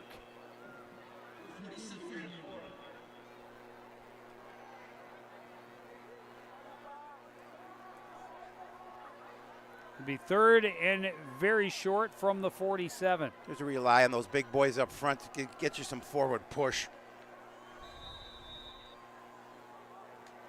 Maddox still out of the shotgun, fakes the handoff, pass complete to Ogroski.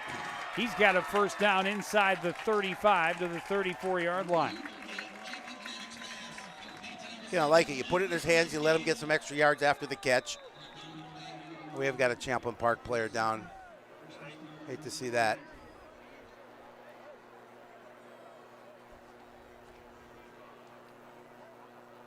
Number 9, Tyler Hansen, out near midfield. We certainly hope he's okay.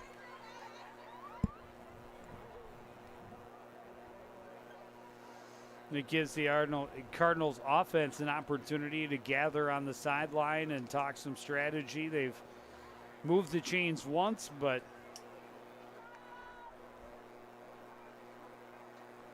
want to make sure that this drive ends up in the end zone.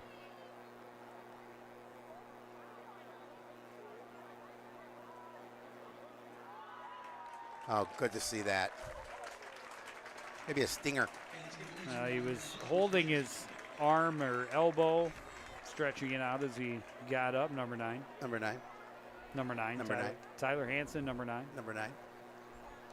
1st and 10 for the Cardinals from the Champlin Park 34-yard line. 7:42 to play in the 3rd quarter. The Cardinals leading 28-12.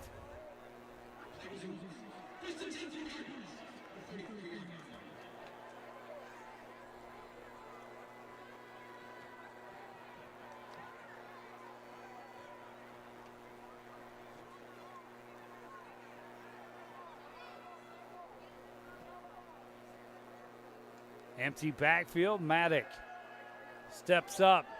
Now chased and will get a short gain as the pocket collapsed pretty quickly. Yeah, and again, he's able to step up in the pocket and get a little bit of a gain. But good job by the defense closing quickly to bring him down for that short gain. Give him 3 yards on the play.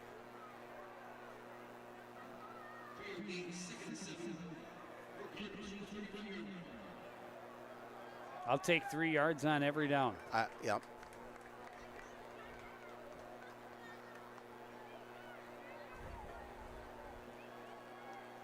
It's enough to get the job done. 2nd and 7. Play action again. Maddox now chased, in trouble, throws on the run, incomplete, downfield in the direction of Brandon Waldron.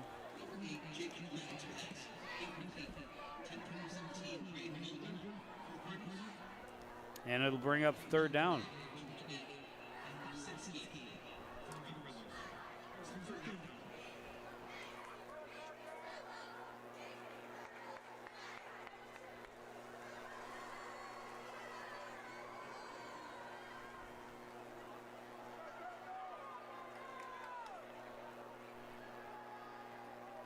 Cummings Coleman, the deep back, out of the pistol. Pitch goes to him. Cuts back, now going to come all the way back to the left side of the field.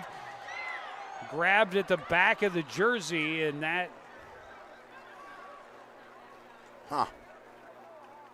pulled his jersey right off the shoulder. It looked like from the nameplate area, but no flag and really no gain. It'll be 4th down and about, he did pick up about 3. It'll be 4th and about 4. Big play here for both sides of the ball.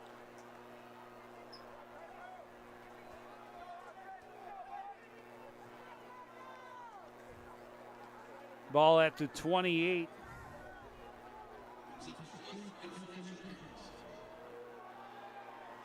Three receivers on the right side. Waldron and Ogroski on the left. Maddox looking left, now steps up, in trouble. He's going down. The Cardinals are turning it over on downs. Yeah, tough situation there. Yeah, and again, you give a little momentum again back to Champlin Park because they're going to stop the Cardinals without any points put up on the board, and they have an opportunity here to see if they can get their offense continuing to go. They're able to score on that after the turnover on their first drive. Just under midway through this third quarter, they take over 1st and 10 from their own 35-yard line. Took advantage of a short field first time on in this second half.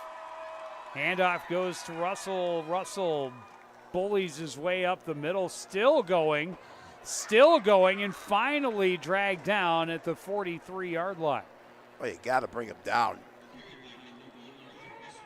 Give credit to him doing a really good job of not of keeping his feet moving and getting forward.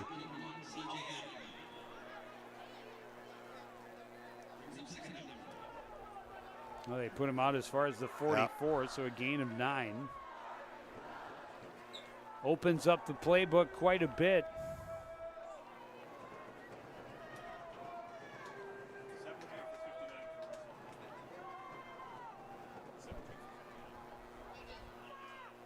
Handoff, Russell, first down. Out to the 48-yard line. He had 17 carries for 59 yards before that run. Add 5 more as they mark him at the 49.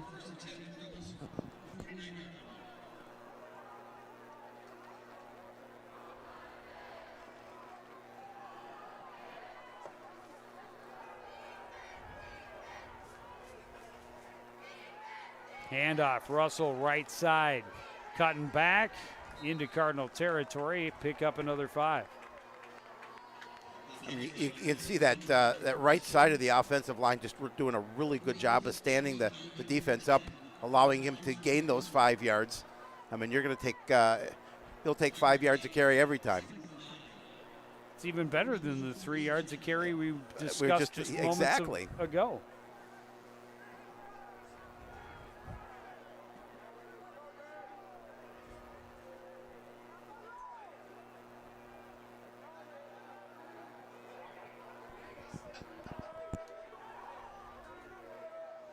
Fake the give. Telke on the keeper. He's got a first down and a lot more. Taken out of bounds close to the 20-yard line. Yeah, he's dangerous. He's we talked about he's a big kid, 6'4". I think it's 192. And he's got some speed. When he gains that edge, he's tough to bring down.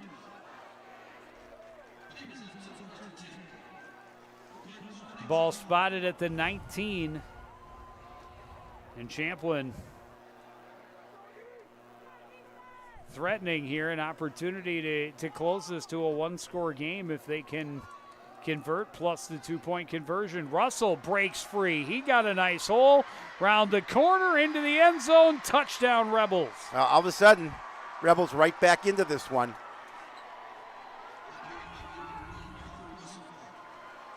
Cardinals just up by 10. Awaiting. I'm assuming they're going to go for 2 here. Make it a 1-score game. You would have to imagine.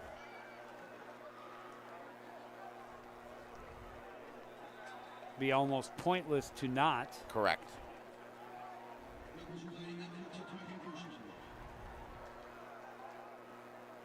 See if they are a little more organized this time around. Don't have to burn their second time out in front of a conversion attempt. First 2-point conversion attempt unsuccessful. Fake the give. Telke on the keeper right up the middle and good. And it's a 1-score game, 28-20. Exactly what the Cardinals did not want to happen. 2 scores from Champlin Park here so far in the third quarter has made this a 1-score game.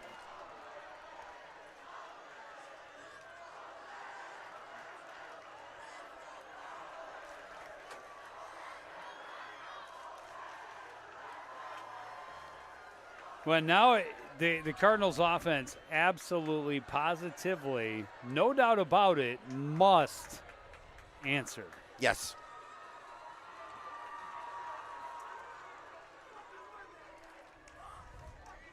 We saw their first drive of the second half, and very quickly with the turnover on the first play. Yeah.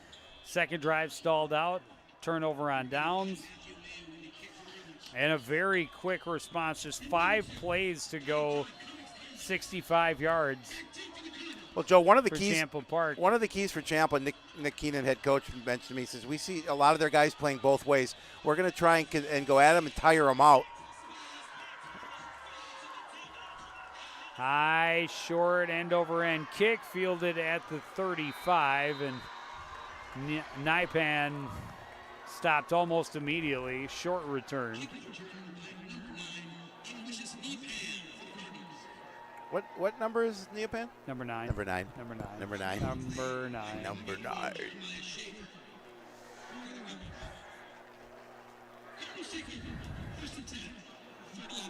Do you know why 6 was afraid of 7? To 7, 8, 9. Number 9. Number 9. First and 10 from the 38.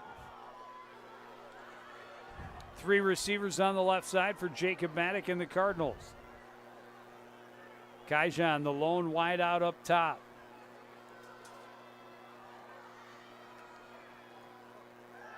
Maddock sets, now steps up, now chased, in trouble and sacked again. May have gotten back to the line of scrimmage. Yeah, they'll mark him right at the line, I believe.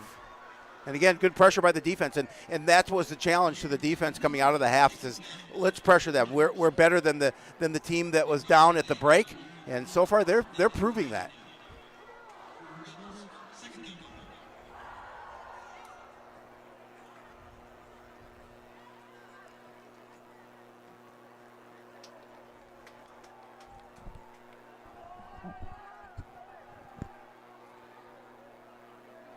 So 2nd and 10 out of the pistol. Handoff goes to Scheller. Scheller trying to get around the corner and does. A first down, delivers a hit as he crosses midfield. Well, we watched that long run that Scheller ran last week. When he turns that corner, he's got the jets to get it upfield, and you saw him there able to move the chains, and that's what the Cardinals have to continue to do. They have to move the chains, they have to take time off the clock, and they've got to put points on the board. 14 yards on the carry for Scheller. 1st and 10 for the Cardinals from the Champlin 48-yard line. Ooh. Maple Grove up big on Anoka, 42-7. Yeah, Anoka who was undefeated going into the week, and that's who the Cardinals play next week. Maddock. Flush to his left, throws, incomplete, looking for Kaijan. Really a nice job defending by Aaron Briggs to reach in and get a hand on it. Yeah, they'd certainly like to get Kaijan involved here.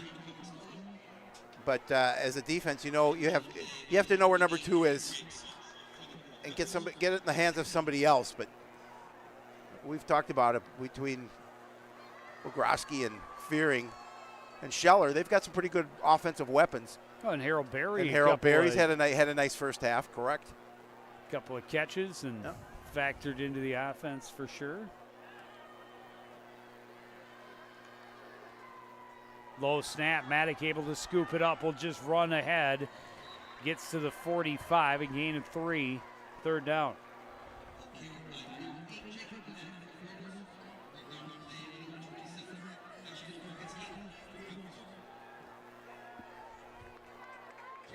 And this is about where the drive stalled out last time.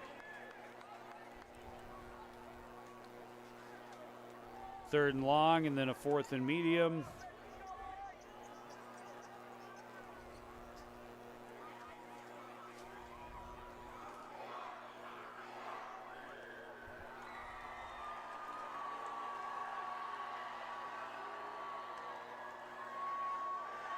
Maddock steps up, surrounded by white jerseys. He's going down, sacked back across midfield. This will be a loss of 6 yards.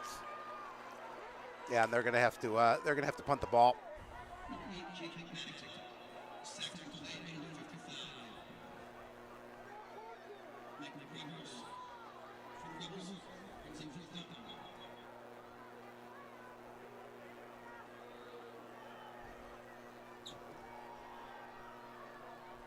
Well, Champlin Park has to feel pretty good about where they are now here in this ball game after being down 28-6 at the break. Giovanni Fan and Brady Schornstein are the deep backs for Champlin Park. High boot, a good one. Taken by Fan at the 17, avoided the first hit. Got out as far as the 22, but he's stopped there. Well, a little bit of a long field here for Champlin Park, but that hasn't phased them.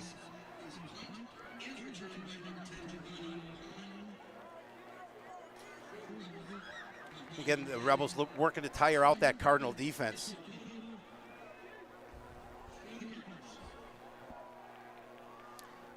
.101 to go, third quarter. The Rebels will take over from their own 21. 2 touchdown drives in this third quarter. And they have gotten themselves back within a one-score game, trailing 28-20. Preston Telke out of the shotgun. Fakes the give on the keeper, gets across the 25, out to the 27, a gain of 6.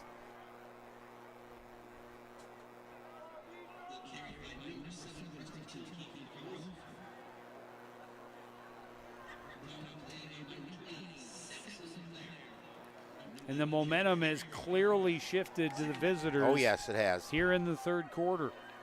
Well, Claire fearing on the tackles for the Cardinals, but yes, that momentum is definitely on their side now. Hand off to Russell.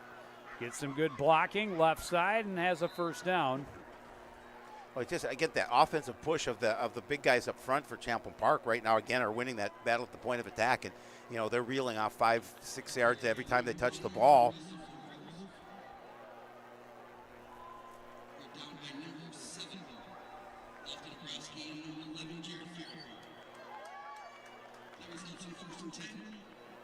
Ball spotted at the 33, first down from there.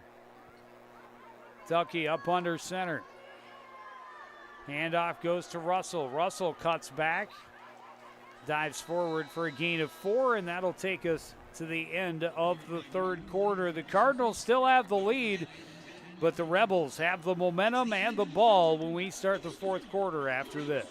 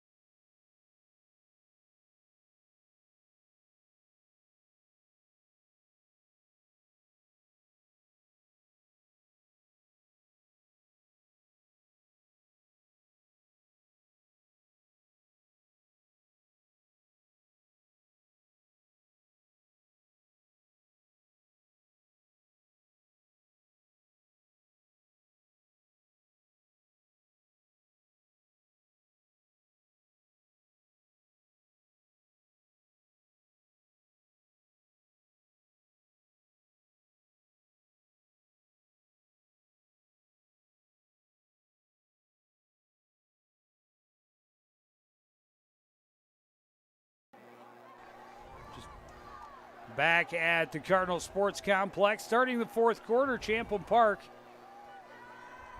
with a 2nd and 6 from their own 37. They trail 28-20. Telke flushed, but able to find a man on the run. The pass is complete, and that's going to be enough for a first down to Cole Jerpsa. Yeah, the Rebels have not lost their composure being down that big at halftime, and they've made the adjustments to get back into this ball game, and as you mentioned a little bit earlier, all the momentum now on their side. Even though they're trailing by 8, all the momentum for the Rebels. Well, the Cardinals offense, a turnover on downs, and then a punt in their 3 possessions in this first half.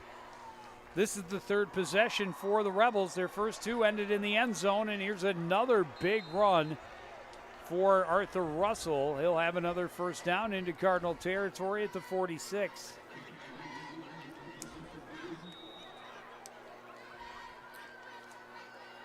Well, obviously plenty of time left for both squads.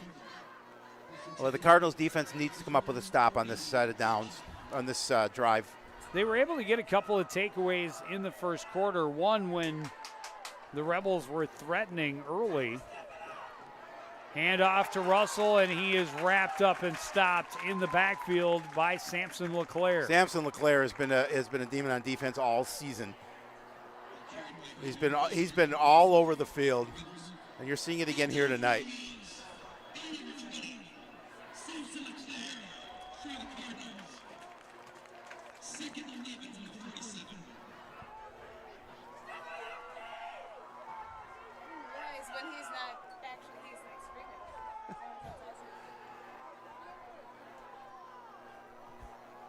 Under center is Telke on 2nd and long. Play action. Telke look back. Now it's in trouble. Pass is incomplete. In and out of the hands of the intended receiver. That was Deshaun Sturdivant. Yeah, he took a big hit at the end of that play, but again, that's a ball he should have caught. And again, give Tilke credit. He does a really nice job of getting away from pressure and getting an opportunity to deliver the ball. He delivered it right there. So now 3rd and 11.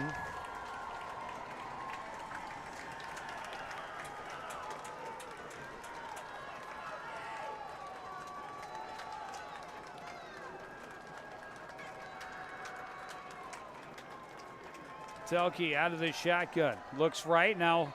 Little screen pass to Gilk. He's got blockers in front of him. He's going to be short, but 4th and much more manageable. Oh, yeah, you're going for it. At 4th and 3. You got a nicely designed play. You get that opportunity to just that short little screen in the middle and get that positive yardage to make it a reasonable 4th down situation drive for them. And now your defense, you're calling on your Cardinal defense to come up huge here.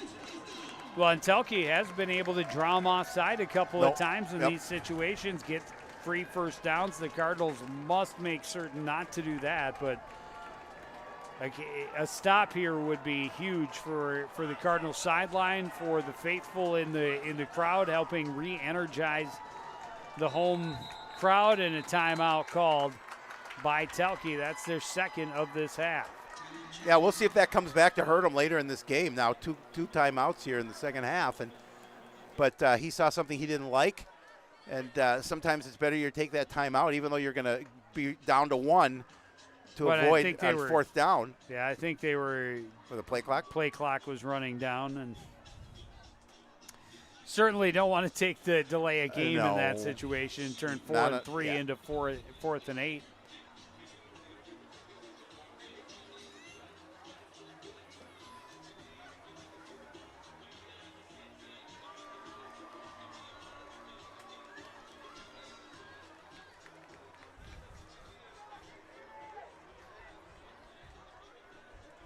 See what Champlin has dialed up for 4th down. Gilk, the flanker on the left side. Russell in the backfield with Telke out of the shotgun. Cardinals come. Little screen pass. Russell's easily got the 1st down. And the Rebels will keep the chains moving. Yeah, and again, just once you get the ball in his hands, he's so good, and he's quick. And he's able to get around the end and pick up that 1st down relatively easily. And there was, again, Cardinals pressured up the middle, but Tilke doing a really good job of releasing it. Handoff goes to Russell, a little delay, and he's stood up at the line of scrimmage, no gain.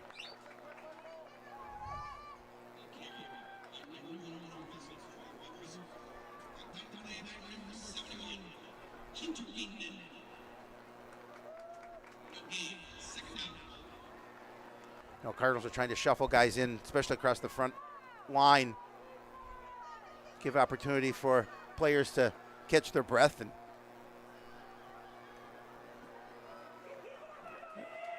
the Rebels should have been going at them and really testing this defense. Handoff went to Gilk on the counter, and he's got another 1st down inside the 20-yard line. Yeah, that was a beautiful play. And again, it caught the defense off guard.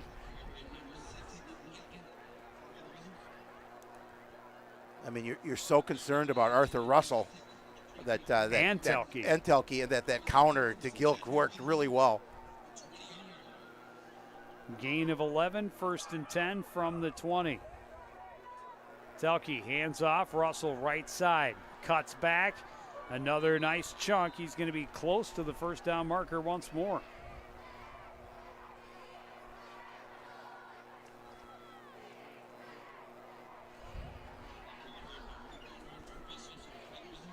And the Rebels quick to get back to the line of scrimmage because they know how tired this defense is. 2nd and 1 from the 11. Handoff, Russell right side, slipped up a bit but stays on his feet as the first down. It'll be goal to go from about the 7. We're a little under 8 minutes remaining in the contest. The Cardinals holding on to that 8-point lead, but Champlin Park is definitely knocking at the door.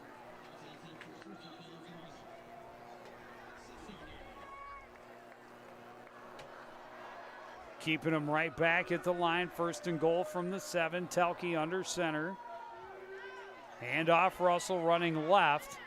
A lot of red jerseys on that side. He falls forward for a gain of a yard. 2nd down. And there's a flags coming in late as there's some words being exchanged, some pushing and shoving. Yeah, it's frustration on the Cardinal side of the ball, I think, and we'll see where they call this, but I think it's going against Coon Rapids. Well, maybe not. We'll see which way they. Well, I think you're right. I think Yeah. he was just marching out to signal to the booth. Yeah. I mean, and Joe, we talk about these kind of penalties all the time. These are things that the Cardinals cannot do. I know they're frustrated, and they're probably very tired because they've been on the field quite a while. No. Oh, no, it is against Champlin. All right, well, good. I'm glad. You're not a homer at Well, all. I'm not, but these are the kind of plays that the Cardinals don't need to, to give up. And if it goes against the opposition, that's good for them because they've got their backs to the wall as it is. But yeah, I've been called a homer many times, and I'm proud Well, of it. and that's a huge penalty, largest penalty of the night against the Rebels, because this will back them up to see where they spotted. Should be at about the 21, I would think, but they're inside now. They're going outside the 20. There's 15. They had the miscount on the wrong side of the yard. Must have been Minneapolis math. Yeah, so 2nd and goal from the 21. When you're trying to tie the game, that makes it difficult. Play action. Peterson is There's a flag. chased, and the flag in the backfield is he was definitely went down with the. Yeah, and he probably didn't need to have to do that because Tilke's got that speed to the outside. But you obviously want to protect your quarterback. But at Peterson was what threatening. cost? He was chasing. Yep. And so now 2nd and goal from the 6 turns into 2nd and goal from, based on that, if it's a spot foul, 10 yards from there, you're looking at 31. back to the 36-yard line.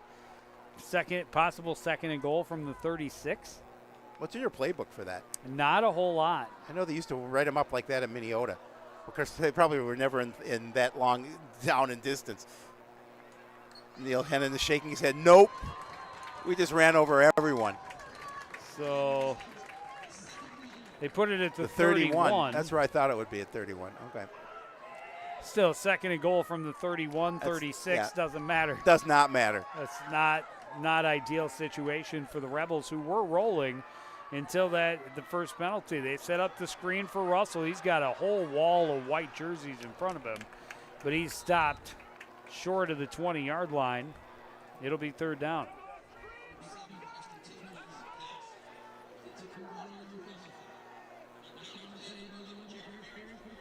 Jared fearing another tackle. He's been everywhere on the defensive side of the ball. He's got 2 touchdowns. Tell you, if the Cardinals could keep him out of the end zone on this drive, it would be huge because they need a little momentum, and that would give them some momentum back. But they Third and goal from the 20.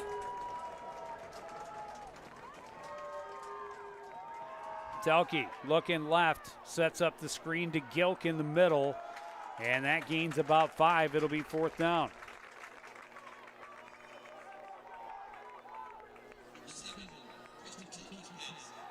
Now you just got to keep everything in front of you. Make sure. Well, especially since they don't go downfield. They No. don't pass a ton to begin with, and they don't pass downfield a whole lot. I will say this, there are a couple of other guys who have thrown passes for them. They've got 3 other guys on the team that are each 1 for 1 on the season. 2 of the 3 are for touchdowns. I don't believe they'll pull out the trick play here, though. Telke chased by Ness. Tried to flip it, and that's going to be considered an incomplete pass. But Ness was right there. Boy, is that huge. You now if you're Coon Rapids, obviously you just want to settle for taking the time off the clock. But you must move the chains. But I was going to say, you got to move chains, but you got to work the clock as well. 5:33 remaining in the game. Well, and I would rather see them go not really up tempo, but keep the tempo up to find that rhythm again, the rhythm they had through most of the first half. They just can't go 3 and out. And they cannot turn the ball over.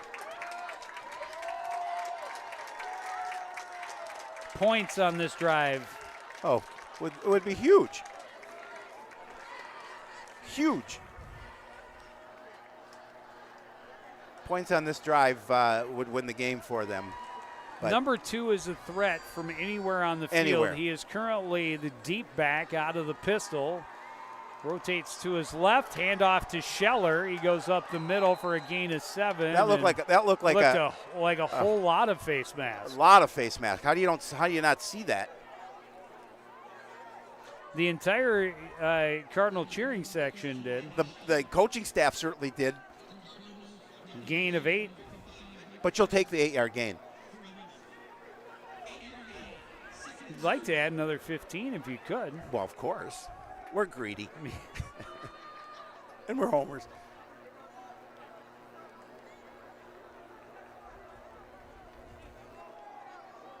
Again, pistol formation.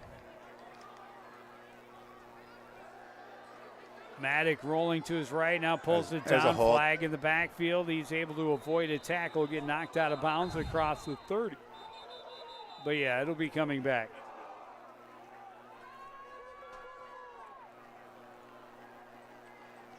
Well, we just saw the Rebels shoot themselves in the foot with a couple of back-to-back penalties when they were on the doorstep ready to try and tie this ball game. Now the Cardinals trying to get out of the shadow of their own end zone, finding some troubles with the flags thrown their direction. Well, I'm not going to do it that way.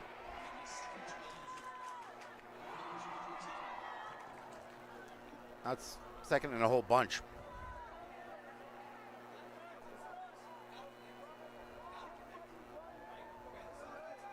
Second and 11, second and 12. I mean, you don't want to be conservative. You want to try and be aggressive here and pick up a first down, but again,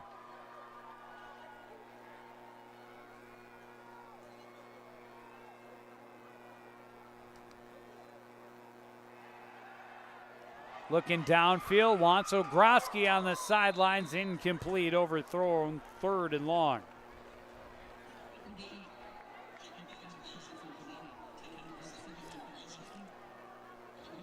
So 3rd and 12 from the 13. yeah, I mean, again, a little surprised they went for the sideline on that play because the incomplete pass obviously stops the clock.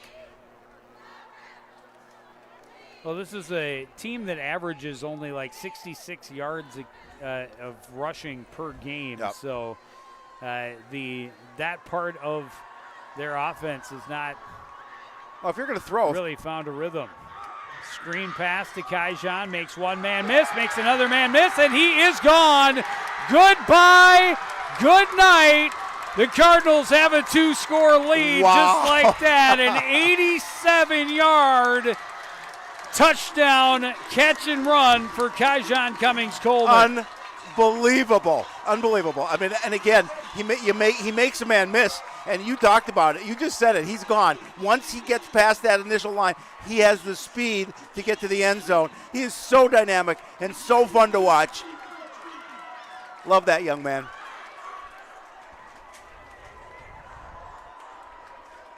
And I was just going to say, you know, they haven't looked to Kaijon much. No, they have not.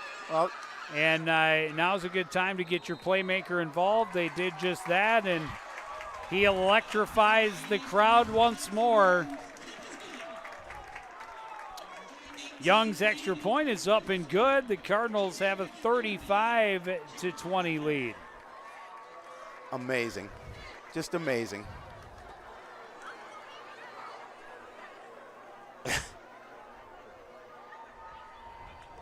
And so for Champlin Park, I mean, again, they had all that momentum. They had the ball. 2nd and goal from the 6. You get a personal foul after the play is over. Can't happen. Very next play, a hold backs you up even further. You end up turning it over on downs. You hold to a 3rd and long, and then Kaijon happens. Yeah. And again, we talked about it. He doesn't need much room to get away. I would like 3 plays. Again, I mean, I'd always like replays, but that's another one where just to watch from different angles. Oh, yeah. He caught the ball coming back toward the line of scrimmage, turned around, made one man miss. And then gone. About 2 steps, made another man miss, and then he was absolutely gone. So that was 3 plays, 85 yards, took 1:15 off the clock.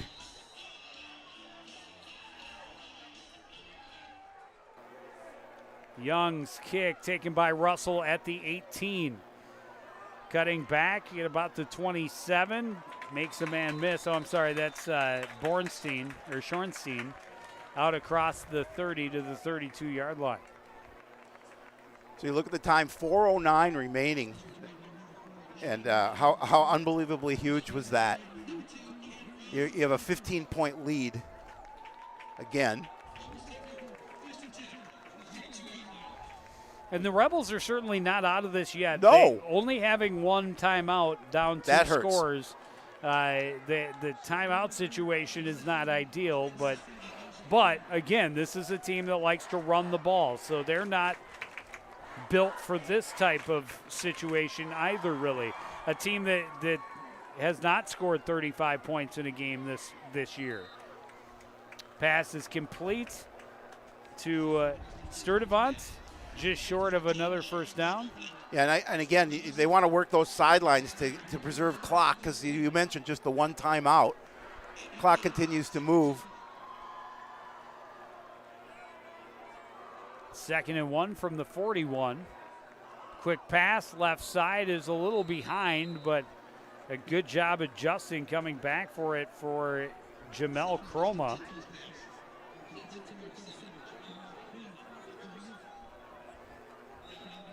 First down, stops the clock momentarily. Ball spotted right at midfield.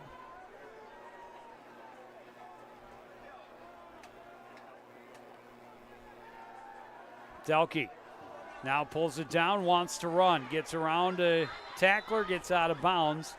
Short of a first down, but a healthy 9-yard gain and stops the clock. Well, yeah, I was going to say it smartly stops the clock because we're down to 3:22 remaining, and it's obviously a 2-score game here.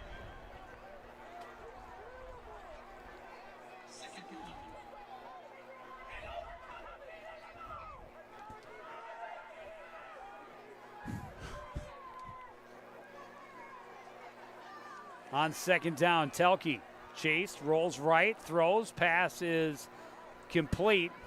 Cardinals trying to wave it off, but they're actually probably better that it's a completion. Exactly. The 4 yards, it does move the sticks. It does stop the clock momentarily. Yeah, but, taking more time off the clock. The Rebels pretty quick to the line from the 37. Pumping, waiting, looking, passing, and that pass is complete as well. Another first down. but he stays in bounds. Sturdivant again. No, I take that back. That was 84. Dreesy.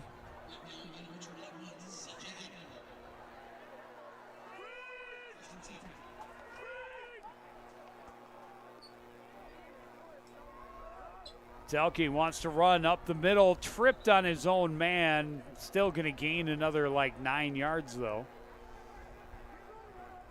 Oh, yeah, and they're going to have to hurry back to the line because, again, the clock is moving with 2:30 remaining.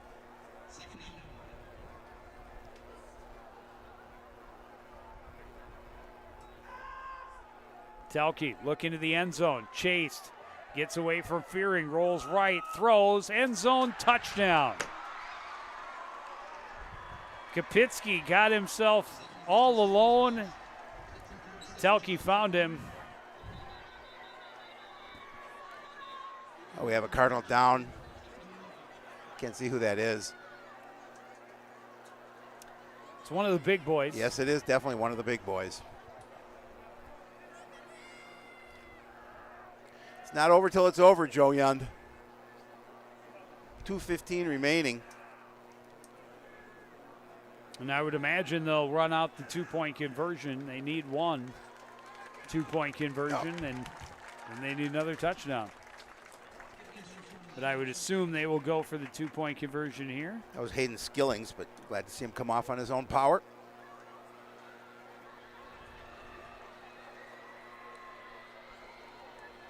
Well, they're going to go for the kick. That way you ensure, as long as you make it, that it stays a one-score game. Correct. The other side of that coin is you have to have it once. Oh, it's not. And that one's not good. Oh, no, it is. Was. It was a line drive. Just wow, was barely that over. ugly. They'll take it. That was an ugly one. It was a bad snap.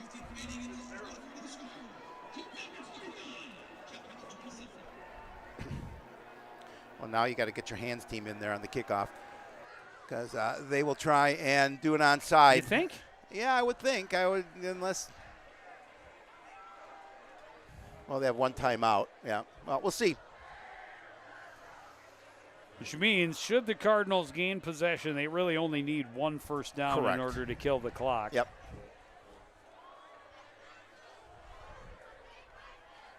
And this would be a big win for the Cardinals. They would stay undefeated on their home turf. Yep. We can move to 2-2. Move to 2-2. Yep.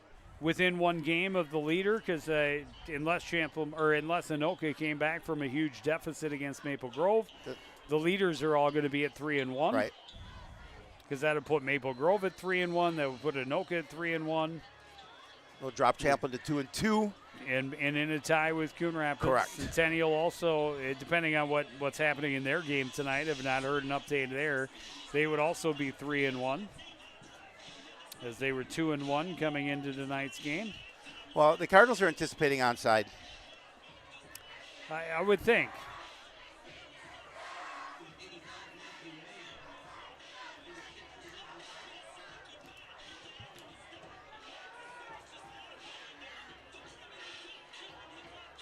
And Jeremy Hetwer is the deep back.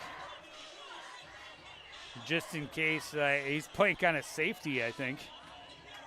Just in case they decide to throw it or kick it deeper, the Cardinals are going to call a timeout.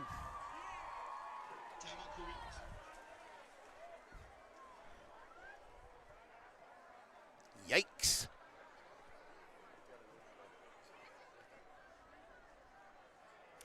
Well, it looked like in the first half, the Cardinals took advantage of some rough bounces on the part of Champlin Park. They did. But it looked like they were in a position to just dominate this game, take control of it. Second half, completely the opposite. A bad bounce for the Cardinals on the first play from scrimmage here in the second half. And Champlin Park got on a roll. Then Champlin Park kind of shot themselves in the foot a little bit and missed a very good opportunity to get this game tied. And they give up one explosive play to one of the most explosive players in the state of Minnesota. I think possibly the most. I was going to say, if not the most. I mean, I mean, he's Hey, so electric. I said it when they started that drive deep in their own end. I said, he's a threat to score from anywhere on And the he did. field. And he did. You're a And truth sayer. 87 yards. Cardinals just have to fall on it.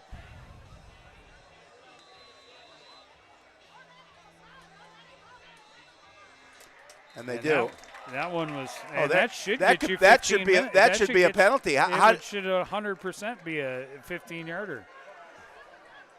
There was no need to dive on top of him. I mean, the He ball's was down already right there. Well, you don't even have to touch him in high school football. But that was not the ideal onside kick. No. 20 yards downfield. No. So the Cardinals take over, and as we talked about, just one timeout for Champlin Park. There is no 2-minute warning in high school football, so that's the only option they have to stop the clock or get the Cardinals into a passing situation and force an incomplete pass.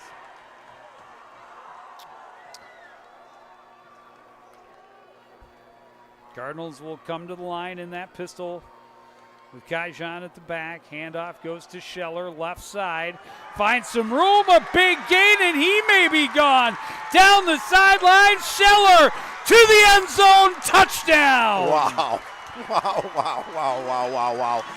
And we talked about Danny Scheller, what a that good athlete he is, and once he gets that edge, he's got the speed to gain, and he went down the sideline and took it home and gives the Cardinals that 2-score lead back.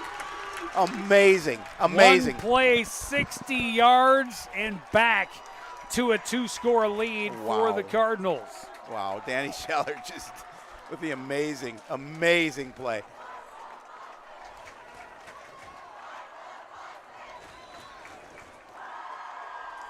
Jackson Young on to attempt the extra point. It is good, but whistles before. I think it's offside, Champlin. It is.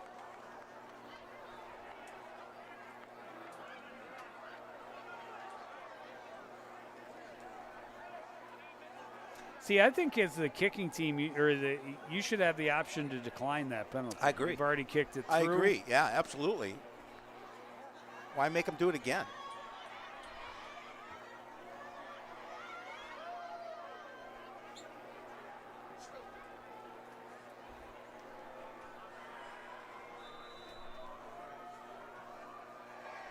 So they'll inch a little bit closer to the goal line before the snap. That's and blocked. This one's blocked. See, I couldn't agree with you more. Decline the penalty. They should be able to decline the penalty. So Champlin now trailing by 14, set to get the ball back with 2:04 on the clock. The good news for them is they didn't have to burn their last time out. That is true. The bad news is they're 2 scores down with 2 minutes remaining. Yeah, I was going to say the bad news is definitely that they have fallen behind after giving up another huge play. Fallen further behind, I should say.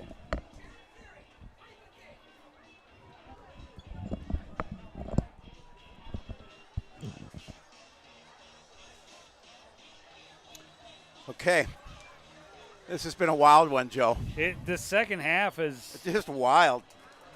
I mean, the first half was all Cardinals. There was a lot of fun in that one, but the second half, in particular this fourth quarter, has been just electrifying.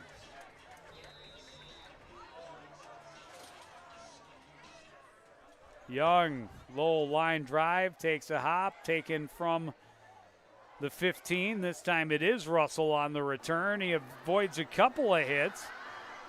Cuts back, stayed inbounds that whole time. He's trying to run it all the way back. He's got blockers.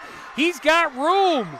Inside the 20, cuts back, and will be down inside the Coon Rapids 5-yard line. I can't relax. I can't relax in this game. Give me an opportunity to take a breath. What a return from he's a phenomenal Arthur player Russell. as well. I mean, we've seen it all night long.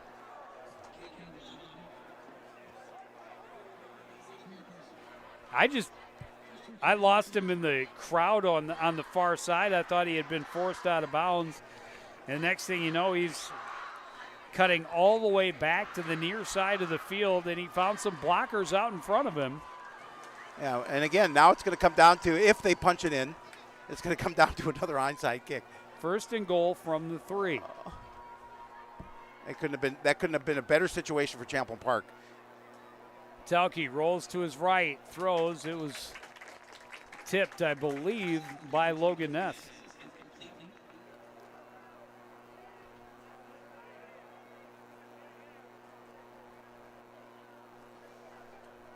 Took 4 seconds off the clock.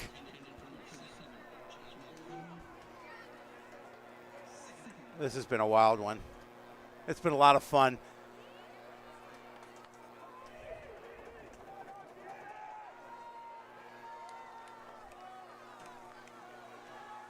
Telke rolling to his right.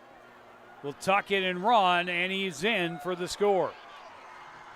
Well, with plenty of time, too. We've got minute 34.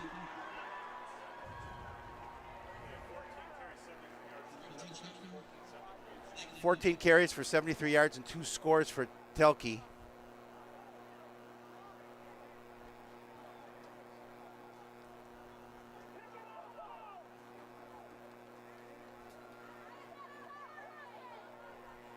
Well, we'll see what the conversion is here, but the Rebels have to do a better job on the onside kick here the second time around than they did in that first time. Well, they're fortunate to even have the opportunity to attempt it again. Yikes.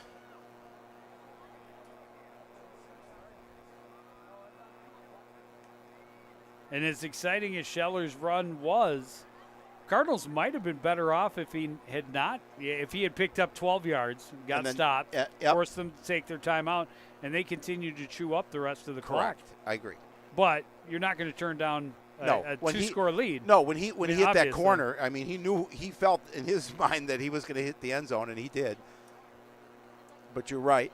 You always want to go up by 2 scores. Correct. But you also want to preserve. You want to run the clock out too, especially with the way the Rebels have been playing here in the second half. And then and scoring at will for the most part. An unbelievable kick return for Arthur Russell. Mayo out to attempt the extra point.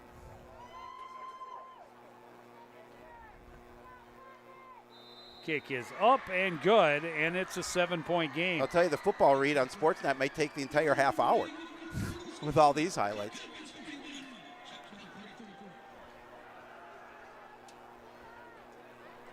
Wow. I love high school football. So 41-34. A little more than 90 seconds on the clock. And Champlin, yes, will be lining up, I'm sure, for another onside kick and maybe trying not to kick it downfield 20 yards. Yeah. Yeah, again, and Cardinals will put their hands team. Well, we saw that. Was that last year that the Cardinals had 3 successful onside kicks? I think that was 2 last in the same game. Yeah, I think that was last year. That was Johnny Bootleg for you. Johnny Bootleg.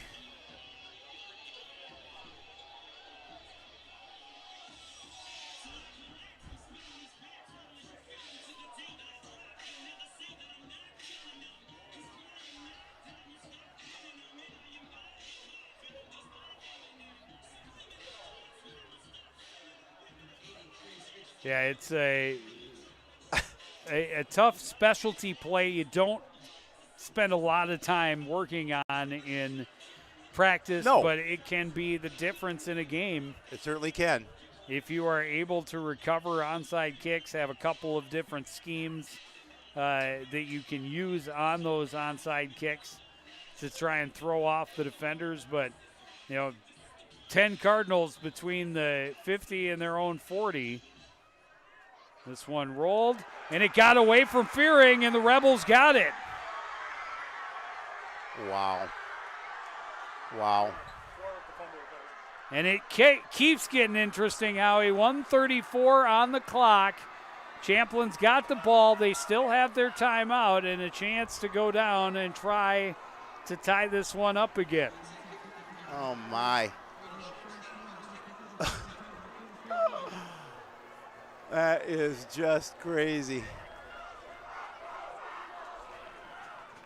I saw a number of people leave after this. People are going to be upset that they left this game. As you mentioned, 1:34 remaining. Telke out of the shotgun, 3 receivers on his left. He looks that way, now tucks it, wants to run. Hit immediately and gains 3. And precious seconds ticking away.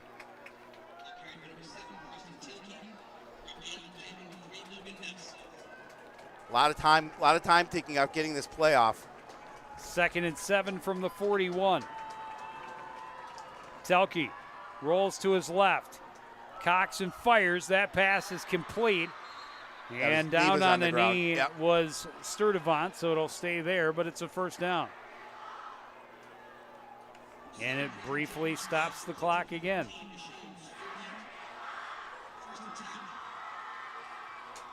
Ball at the 29.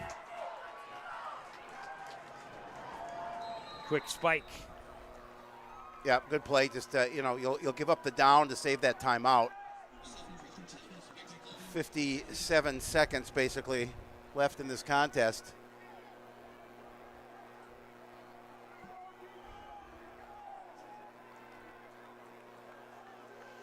And that defense that has been on the field so long.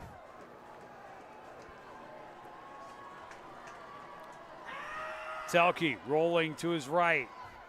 Wants to throw, now wants to run, and he's tripped up after another short game. We'll see if they call the timeout here. Are they going to get down? 14 tackles for Fearing. He's had a nice game. Yes, for he sure. has. On both sides of the ball, 3rd and quite 8. obviously. Telke steps up, throws on the run, has a man picked off by Cummings Coleman right at the goal line. Oh, they're going to put him down at the 1-yard line. They are going to. So the Cardinals are going to have to come out here and get off of their goal line.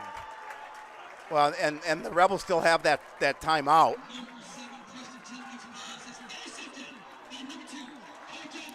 But that's tough. That's tough.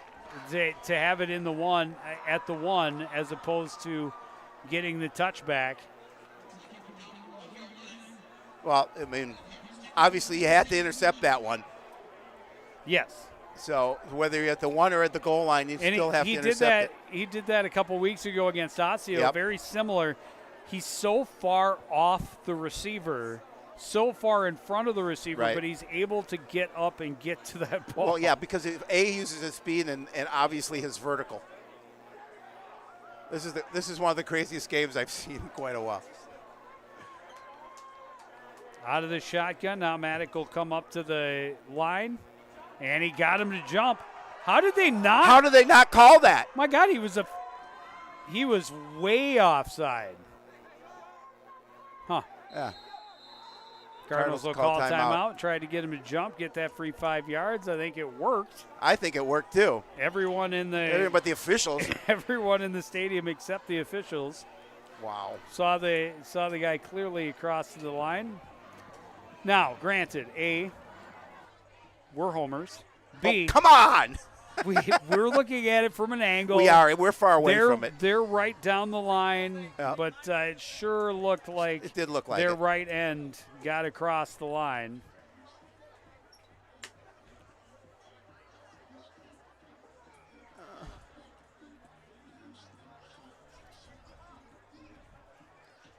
Well, on defense, that's why you have C squared back there to make those kind of plays.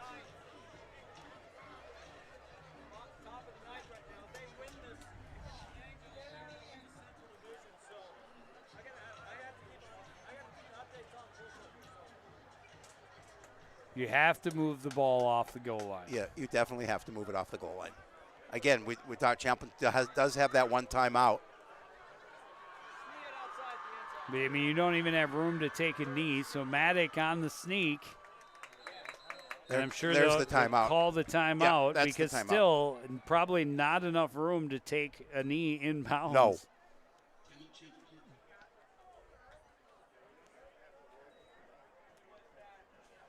Still only they gave him a yard.